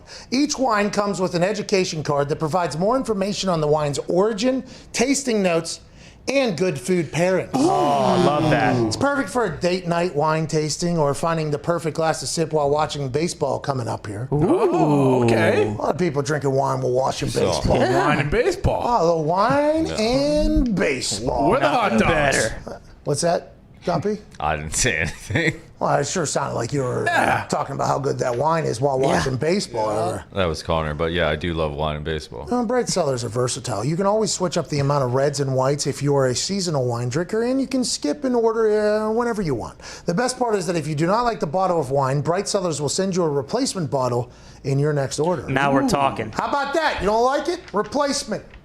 Wow. How much can I drink the whole bottle and then send it back and say I didn't like it? Oh yeah. Well, I don't know. I don't think that's how it works. So you don't have to AJ. finesse these people. Okay? Yeah. These are good people here. Trying to help you out. Classic AJ. Just say 4 people try drinking it. I just want to know how much I can drink before I can send it back. They don't have it in here. No. Okay. This is for people who aren't sure, not winos trying to get their latest fix, AJ, all right? You don't need to pull one over You on high them. society booze bag. This is not the creepy or the what do you call them, the creepy Gordo? Fat cats? I don't know. Whatever. Greedy, Gordo fat cats. Greedy corporate fat cats. I do like That was Gordo. rough. Every time Ty says it, I cannot obviously get it out. But Ty, Well, I appreciate you. For people that aren't like AJ, Yeah. for watchers and listeners of this show, you get 50% off your first order. 50% from Bright Cellars by going to brightcellars.com/Pat50. That's BRIGHTCELLARS.com/Pat50. Brightcellars.com/Pat50. You can take their 7-question quiz to get your wine matches and receive a limited time offer of 50% off your first Bright Cellars box. The link is in our bio, so head to Bright Cellars and get 50% off your first box when using code PAT50. Hell yeah. Just got wine right now. I mean, 50% off wine, you're going to do that. Yeah, it's free. Have to. You have to. I've said this before. All my friends are at the age where they're becoming the winos. I love I've kind of watched the evolution happen. Now Bright Cellars is getting in. They're coming in, taking care of some stuff. Incredible. AJ, my thing just died. Can barely hear you. I do believe I'm getting on a golf course here in a little bit. Ooh, nice. Yeah, I think so. Here we go. I think so. Did you get those clubs that you weren't allowed to say what they were? I do, but this is the first time they're going on a course, so we'll see. See if they're Mickey Mouse or if they're good or not. Only one way to find out. So you took them to the range and they felt good? Yeah, I took them to the backyard. They felt pretty good. Felt pretty good in the backyard. I did. I was hitting them and they feel good. I'm getting good hip rotation. Ooh, that's big. So I think I'm going to only get better. You golf at all yet? I mean, no, I have not played. I want to play. I'm going to go to the range a few times. You got to get ready for Tahoe, dude. Are they doing that this year? Yeah. Oh, yeah. I got my invite. I can't wait in July. Come on. Man. You already got your invite, yeah? Yeah. That's weird. Ours Dan put in a good word for You us. keep inviting this guy. Stinks. Yeah, yours. You're right. I'm not a good lost. golfer. I appreciate the invite. I'm trying to look. I don't think I have it. No, I think they mailed it like they via probably letter. got right, your wrong email. I Yeah. think. You got to let them know that cool. you want to play, Pat. That's the problem. Send him a tweet. I mean, They know. Send him the belt. Hey, look, I'm a champion. Okay. yeah, I didn't get invited. Disrespect. 33 years now. Tahoe stinks, anyways. Yeah, it stinks. Nobody likes going to that place. No hope. I did really get invited nice. one time. I did get invited one time. It looked really nice. They look like so much fun. Tahoe looks beautiful. It's all Photoshop. Well, the issue is, well, no, because when they did the hockey thing out there, it looked even better too. AJ, can you not put in a word? More green screen. Just too busy drinking if Pat wine. wants to play, I'm sure Pat is in. They invited me one time. My golf game was nowhere near good enough to go out there and making them. Yes, it was. I promise you it was good enough. Yeah, but the only thing they show on TV is all the good golfers. So, like, they show Charles Barkley and all the good golfers. And I was like, okay, I'm not Charles Barkley, so I'm not going to go out there and just shit all over myself. And then I see these guys shooting, like, 2 under or whatever in rounds. I'm like, I'm not going out there and embarrassing myself. So I said, I can't do it. I have not golfed in 2 years, I told the people. There's no way I can do that. I think it was more that you backed out with. I mean, your name was called in the players' meeting. There's a players' meeting every time. Pat, and they introduced Pat, the new please stand up. every year. That's a miscommunication. This didn't happen. That's a miscommunication. I texted you, Pat, because people were asking me, "Oh, Pat's coming." I was like, "Yeah, I don't know. I haven't heard from him." Oh my God, I did not know that. There's a miscommunication. They felt like I smacked him right in the mouth. I did not. No, there's a players' meeting like the night before when you first get there. Of all the players that, and a lot of guys have been there for 20 years or something, and they announced the new players. Oh, new to the field this year, and they start announcing people like Pat McAfee, and then I'm turning around like, oh, Pat sneak in here I don't know about, and then I send you a text, and you're like, nah, couldn't do it, had to bail at the last minute. That's a lie. There's a miscommunication. You sure it wasn't Lafferty Daniels? There is a miscommunication here. I was very clear with what was going on. I had not golfed in a couple of years. But when did you tell them? When did you inform them that you were not coming out there? I don't have the dates hammered down. Really, if I remember correctly. No way. I think I talked to Pat a week before, and he's like, "Oh yeah, bub, can't wait." Good Well, I do believe the plan was while you and I were talking was I was going to go get like 3 rounds in. Yeah. Then life happened. Yes. Couldn't get out there. And I'm like, I'm not going to go shit all because I have so much respect for the tournament. I did not want to go shit all over it, but it appears as if I have done the unthinkable here. I was a no-show for them is how they view that. I'm so sorry. You are tailor-made for the tournament. Your interaction with fans, you're a good golfer. Like, you should absolutely be there. Yeah, but I want to go and fucking win it, though. Yeah. Like, I want to go. I want to drink with the boats. Like, I plan on winning.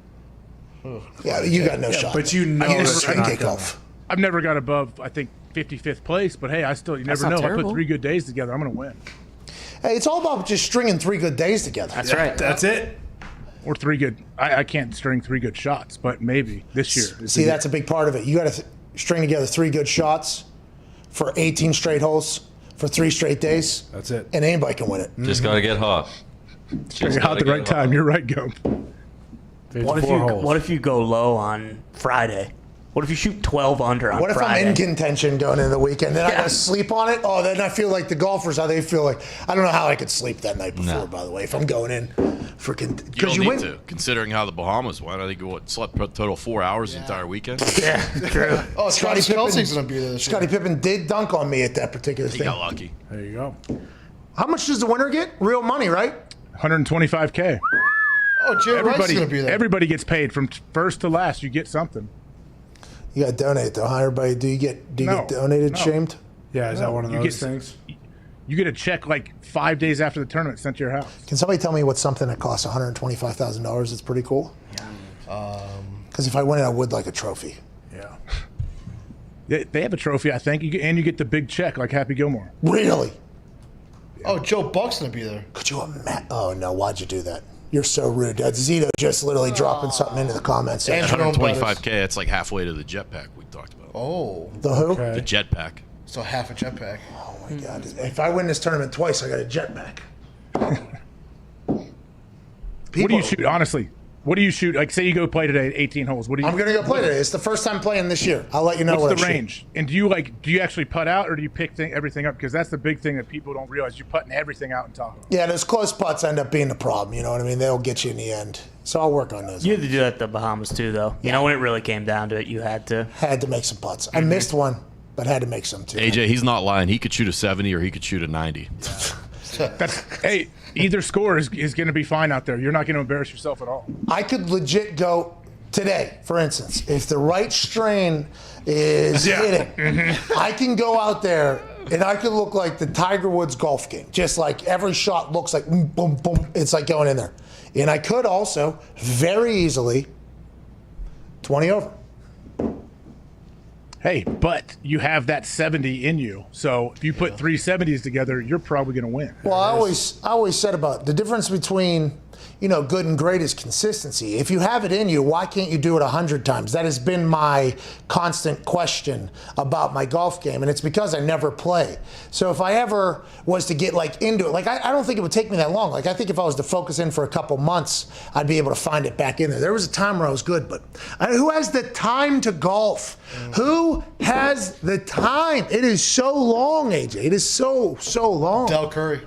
Del Curry plays every day, so does Deep. He's probably going to win this. Darren Williams. And Brown. And Brown's golfing at 36, 74. Romo playing this year? Not for much longer. Yes, Tony Romo's in. Huh? Romo. Is he going this year? Yeah, the Romo's I heard he's in. really good.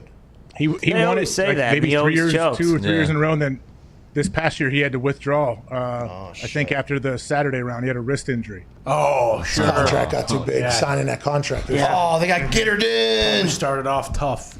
Yeah, didn't AJ played with him last year, didn't he? Yeah, they're stooges on the course, AJ and Larry came guy. You play with Larry? No, I did not get to play with Larry. He's a good dude though. Smokes cigars. I went and seen a show of his, him and Jeff Foxworthy. How was it? Pretty good. I laughed. Oh, yeah. Oh, the original did, Kings of Redneck Comedy. It's not the name. It's Blue Collar Comedy Tour. It was half of the Blue Collar Comedy Tour, but I see what you did there. This is actually not an updated list because it still has Shout out to Anthony the original Lynn. Kings of Comedy, by the way. Yeah. Shout out. Also hilarious. It still has Bernie- Anthony Lynn as the head Bernie coach. Mac. So RP. it's pretty rough. Not an updated list because Anthony Lynn's still the head coach. Well, yeah, What they is he haven't got now? all the Offensive Lions. coordinator for the Lions. Oh, see. Yeah, so you have him as LA Chargers. Goff and Lynn, offensive gurus. LA to Detroit, offensive guru. We got fire. Huh? Let me see right through you. We're in the Motor City, and MCDC's with me. We're gonna win some games, maybe be above 500 with 17 chances to go and win a game. If we win none of them, that would be a mighty shame. But we're the Motor City Dan. And Campbell's on the field, and Anthony Lynn is here to make you feel the feels, because this is... All right, let's get the fuck out of here. what was that? I don't know, dude. It feels like this is potentially a 70s straight. Okay. Here we go. I feel pretty good. Let's go. Did you see the reading? Yeah, exactly. Huh? The spelling. Oh, I mean, come on. I don't know if you should golf or go take the Goldman exam. Yeah. Right. Is Dr. Goldman allow everybody to take those? Online tests. When do they just change the standard is the standard to the Goldman is the Goldman? Yeah, well, it's Is only a there a matter of time, standard? especially with this Justin Fields news. Ray Romano. Everybody loves Ray's there? Yeah. How about his brother? Brad Garrett, Frank? Tony Bolonovich. Who? Haven't you seen the new Jimmy John commercials? Yeah. He's the star of it. Tony He's not, Bolonovich. he's not on it. It should be. If Tony Bolonovich isn't playing, give him my spot. Did you reply yes as soon as you got invited, I assume? Absolutely. I as soon as I get my invite, I send the email right back. Yep, whatever you guys need, I'm here. Automatic reply. Are you getting ready to go spear somebody post-COVID world Oh, potentially? yeah. They're saying June 5th things are opening up in California. That means everywhere else too, right? Mm-hmm. When you say opening up, what does that mean? I believe the mask thing. Yeah, restaurants you can be like standing and mingling and masks. You can get on the obviously. dance floor. Allegedly. This is all allegedly. Yeah. But California is eyeing, I guess, June 5th. Texas was like, we open. We already back. Everybody else going to do it. Indiana took a mask mandate to a mask advisory, I believe. So it went from a thunderstorm warning to a thunderstorm advisory, is what happened in that whole thing. That was an announcement this morning. So it feels like we're getting back to it. And you spearing somebody on a golf course has to happen. We missed that last year. Need it. What I don't understand though is I think if you still go to like a chain restaurant, they operate under their own rules, I believe. So they got a United States of Goodell type mindset? I think so. Yeah. It's crazy. They all do. Like every place can operate in their own rules. Can't they all, like, even if there's no mask mandate, they can say to come in you have to wear one. Yeah, exactly. Like, well, private businesses, but Yeah, there's a tavern around here that they ain't listen to no laws, my friend. yeah, these guys go into like, a movie There's no laws here. Say downtown Indianapolis. I'm not going to out that place, but they've been living like a speakeasy for the last 3-4 months, I think. They're putting up newspaper on the windows. Yeah. Don't worry about what's going on down here, Mayor. They're lucky the fire marshal didn't walk by a couple of those weekends. One of the only taverns that's been able to just buy every other bar around town as everything else is going down. Yeah. They're living, though. Hey, they're living out there. All power to them. I don't want to be in there, but I like that other people are allowed to go in there. Exactly. What if... I'm not saying it. What if? Please, what? say it. This Rangers, all eyes are on these Rangers. Oh, yeah. You know, all eyes are down on the Rangers Stadium yesterday. That is what? The exact description of what they would describe as a super spreader event. I mean, like, that is okay. This is what we can't do. Okay, can't sit in front of each other or behind each other. Can't sit next to each other. Can't sit in large groups more of 3 or 6. Okay. How about 40,000 stacked on top of each other? Let's do it. Okay. So now all eyes are on that. If that ends up not being what is potentially being talked about being. It feels like we're on a fast track, right? Back. Granted, if something bad happens, we're going the opposite direction. I feel. But if that works, are we on the fast track back, or what are we doing? Well, either way, the people who are going to be against it are still going to be against it. Well, everyone left after the 4th inning, so it wasn't even a real full stadium. Still can't actually do that. Yeah, you're right. They hated the team. Exactly. It was like nothing changed. We missed being live until we saw how bad your team was. Exactly. They said they're still going to sell as many tickets as they can. Like, there is no social distance rule after the first Florida game. sold out, 10 minutes or something like that? For the UFC one? 30 seconds, maybe. Something like that, yeah. It said in minutes. It didn't They give just you expect the attendance to be a lot lower. Okay. Yeah, because When is second game, silver. Hey, when is the UFC event where they're going to have a full house? Jacksonville? It's coming up in a couple weeks, right? Yeah, 17,000. I thought it was 27,000 when it was originally announced, but I think it's 17,000. That's indoor, right? That's going to be something. In the arena, right? That's the first indoor thing like that. There's a chance the COVID cannon sending COVID off the roof back down on top of everybody. We don't know. The open air, Texas is a little different, but all eyes are on them. Good luck out there, everybody. I'm going to go get on a golf course. Hopefully one day I can get to Tahoe. Oh, yeah. 15,000 Do you wear those cutoff jeans to the course? What's that, bub? Do you wear those jeans to the course? No, I mean, I respect the game. No, you wear your bird dogs. No, most places have a no denim rule? Yeah, I respect. Listen. Nah, not here, pal. Yeah. I respect the game. I'll put on golf shorts. The fancy clubs, like I know you don't even know it, but you belong to like 6 country clubs that you've been paying for and you have no idea. True Like, Bill. I doubt those fancy clubs. That's right. It's funny you say that. Because True Bill is going to take care of that for me. Okay? Because I signed up for some country clubs strictly so I could golf that day when I needed a tee time. And they do just continue to, hey, you haven't spent your allowance this month. My allowance? I haven't golfed in 2 years at this place. I'm still paying? That's a shame. It doesn't roll over. Sorry. It's unbelievable. By the way, got a lot of money to spend at this one place this month. If you guys want to go, kind of get in there like a quota thing at the end of each month. Oh, okay. Really? Yeah, if you guys want to kind of go, because I'm getting charged for it anyways. Sure. Yeah, you got it. It's pretty good. Say the word. And it was going to an email, by the way, that I did not have on my phone. So, like, what the fuck? So they've just been robbing you blind for the last 6 to 12 months. And they would say they didn't know that I wasn't going. Oh, sure. Because they have so many members. Mm-hmm. But how many of me's do they have out there? Just this morning, I didn't even know how to get a tee time. Yeah, they knew.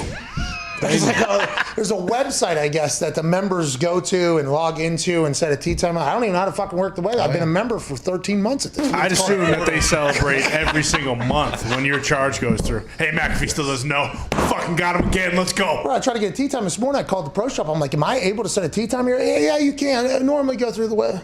I'm like, how do you do that? You got to go to the member portal. What is the website? Yeah, what is this? What am I You doing? have your login, correct? Am I allowed to play with a guest? Somebody that isn't a member? Oh, yeah, it'll cost you $7,000. What the fuck?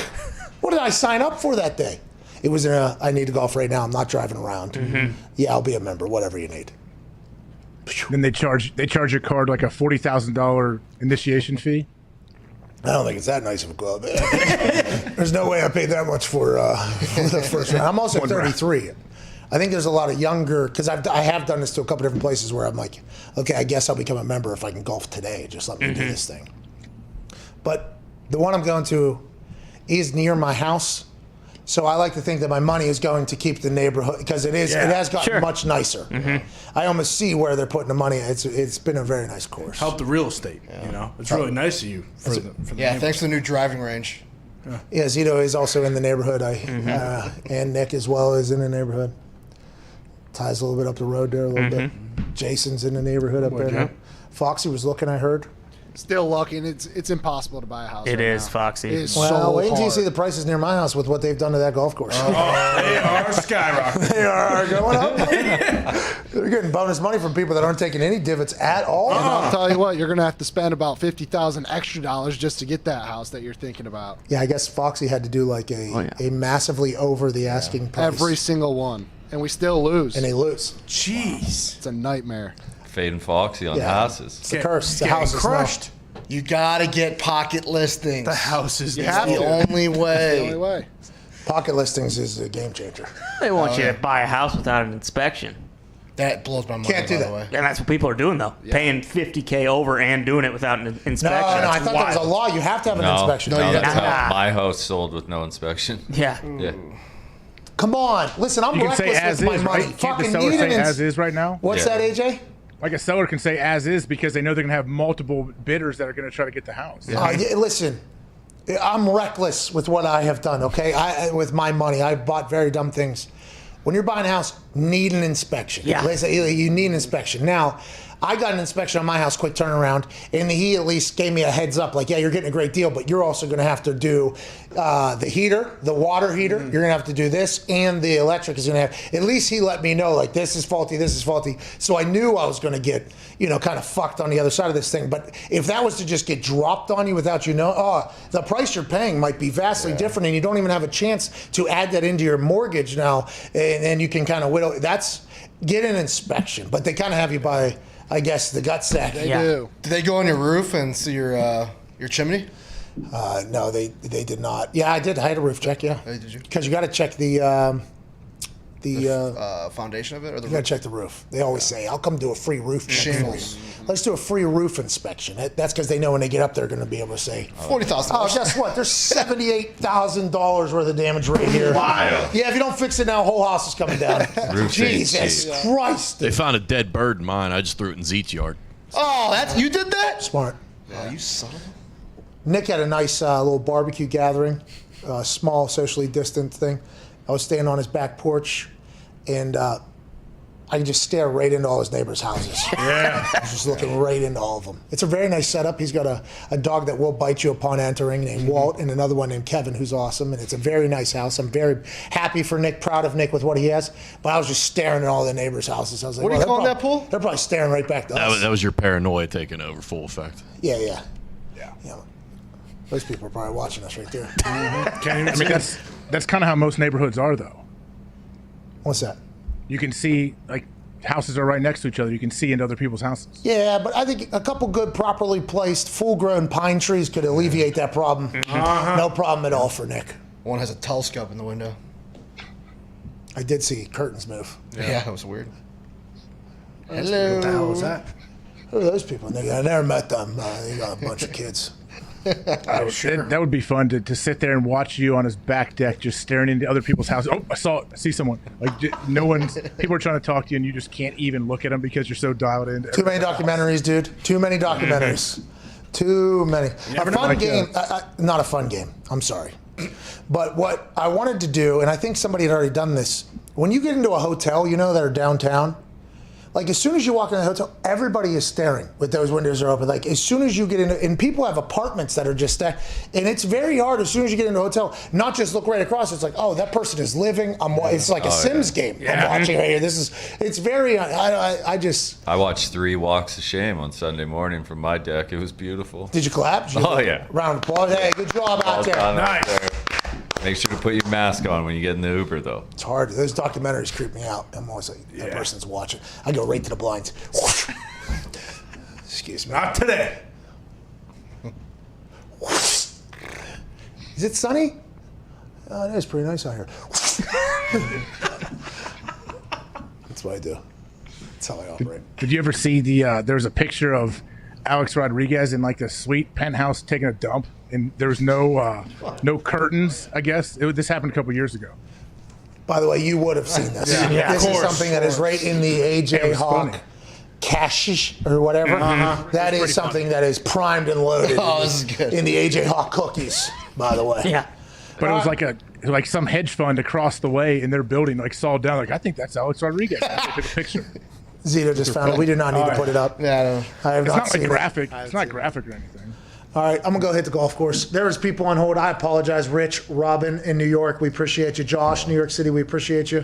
Let's go to Josh in New York City. He's seen the picture. Josh, is your apartment just very visible to everybody around you, and you guys just trust that nobody looks into your shit? Yeah, it's more like a, hey, how you doing? Let's keep it moving because you can see me, I can see you, but let's pretend we don't see each other. One of those situations. Okay, cool. Because when we were going to New York there every single week for 17, 18 weeks straight or whatever, there was just always, I was basically always in the same room, standard definition television. Yeah. I had no idea how that works. But the apartment building right across the street, it was like every time I walk in, I feel like 17 people were just staring at me. And I was like, all right, well, shutting this thing. And that's just every day. That's just General section you were in, what neighborhood? We're in the World Trade area. Okay, downtown. Oh, yeah, well, over there, there's all those big floor-to-ceiling window type situations. Everyone's trying to do their flex and doing the Peloton next to the window.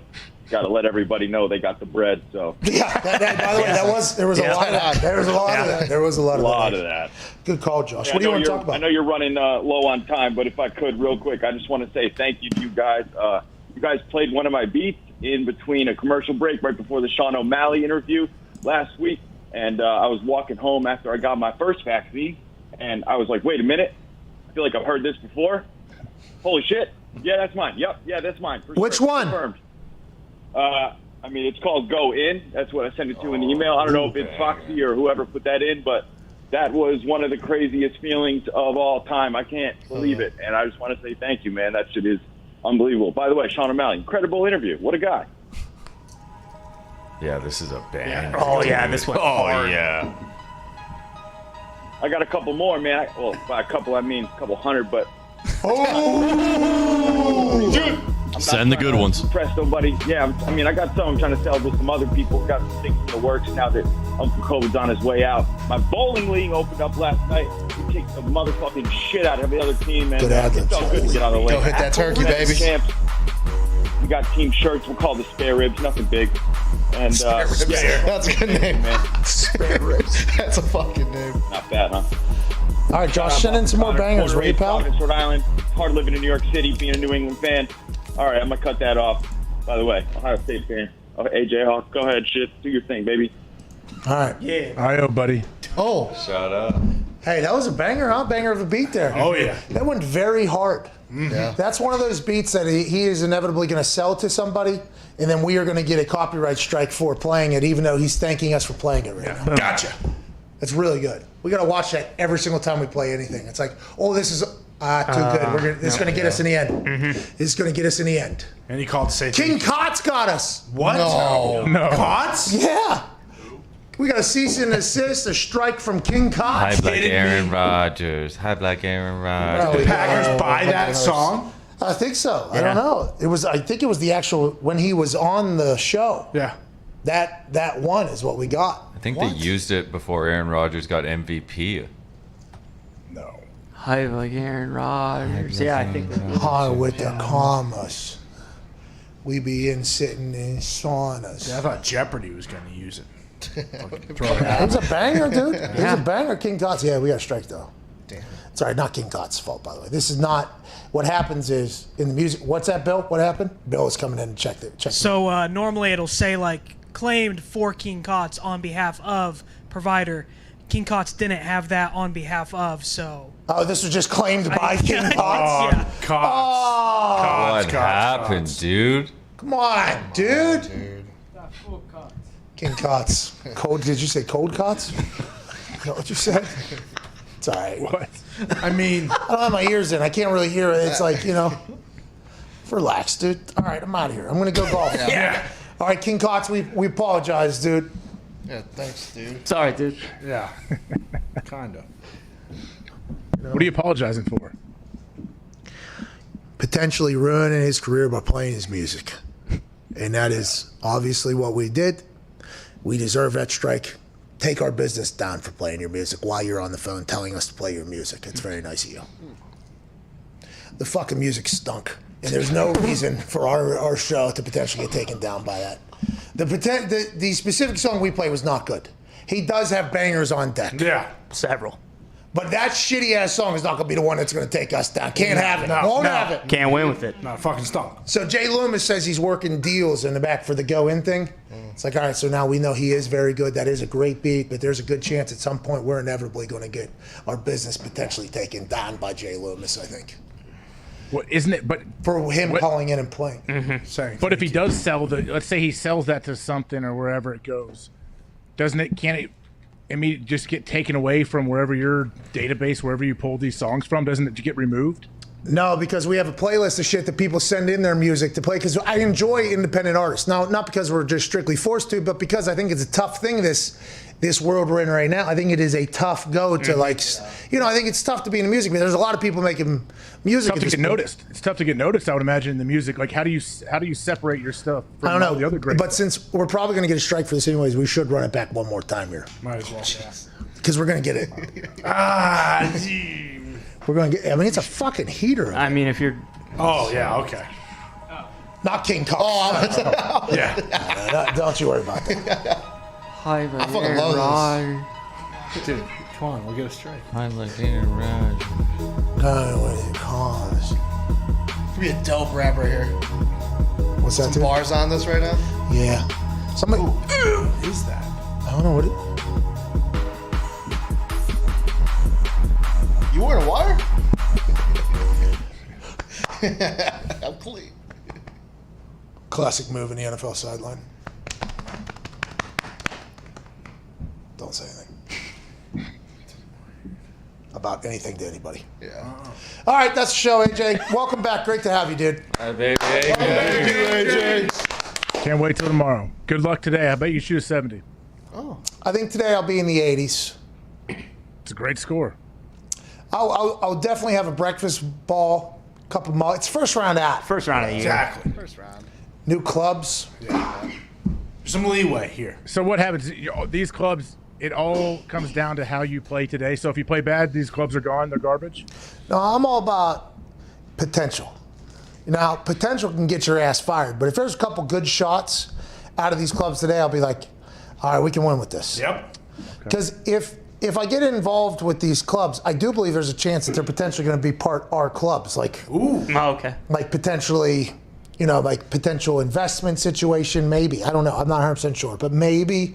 So then a great commercial would be for clubs that I don't just go win a fucking tournament with them. I don't know if we're going to be able to do that. We'll find out today if it's possible. Win Tahoe, perhaps. That's what we're saying. That's what we're talking about Yeah. here. Probably 1 year out, probably. 1 year. I don't know if I'm getting invited this year. And also, I don't know if the game, I don't know if we have enough time, especially with everything we potentially have going on. Which is going to be big. Cannot wait for that announcement. Yeah. Ooh, we got some big shit cooking. Hey, we got some big shit cooking right now, AJ, actually. I'm excited to hear about it. No, I can't. I literally cannot talk about it. Can't do it. Nope. This is one of the firsts, by the way, that I've ever had in here that it hasn't just. Can't do it. Well, I can't fuck it up. When can people expect to hear about it? Soon.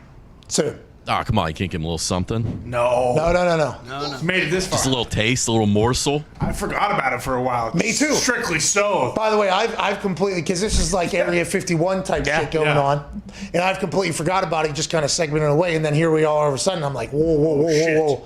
We got something big. I cannot just be golfing every day. Give him a little Bob Lazar. Give him something. No, can't do it. Something big's coming though. I'm up to something. Think big. You're up to something. Think big and then double it. AJ, he's up to something, dude. Hey, I'm up to something, dude. I'm up to something. Always. You are always up to something. I can't wait to. I mean. Hey, it's pretty big. I believe it. But doesn't your serious deal, isn't it 2 years? Okay, you're not going to just start picking at everything. Dude, I'm trying to figure out. Guess who, pal? Does it have a mustache? Yeah. Okay, this isn't. Yeah, you're good call there, Gump. This is not Guess Who, pal. I'm just trying to, lay out what I know to try to figure out what I don't know. Well, a good thing to know is what you don't know. And right now, there's only a couple people that do know. Mm-hmm. And those people have been sworn to secrecy because it's a big one. Yeah. Hey, I'm up something and it's big. All right, that's the show. We'll be back tomorrow. We appreciate you all so much. Hammer Don is going to go live every single day with Diggs as the host at 4 p.m. Eastern Standard Time. We will have I believe, the link to the YouTube page. That's going to become a daily show.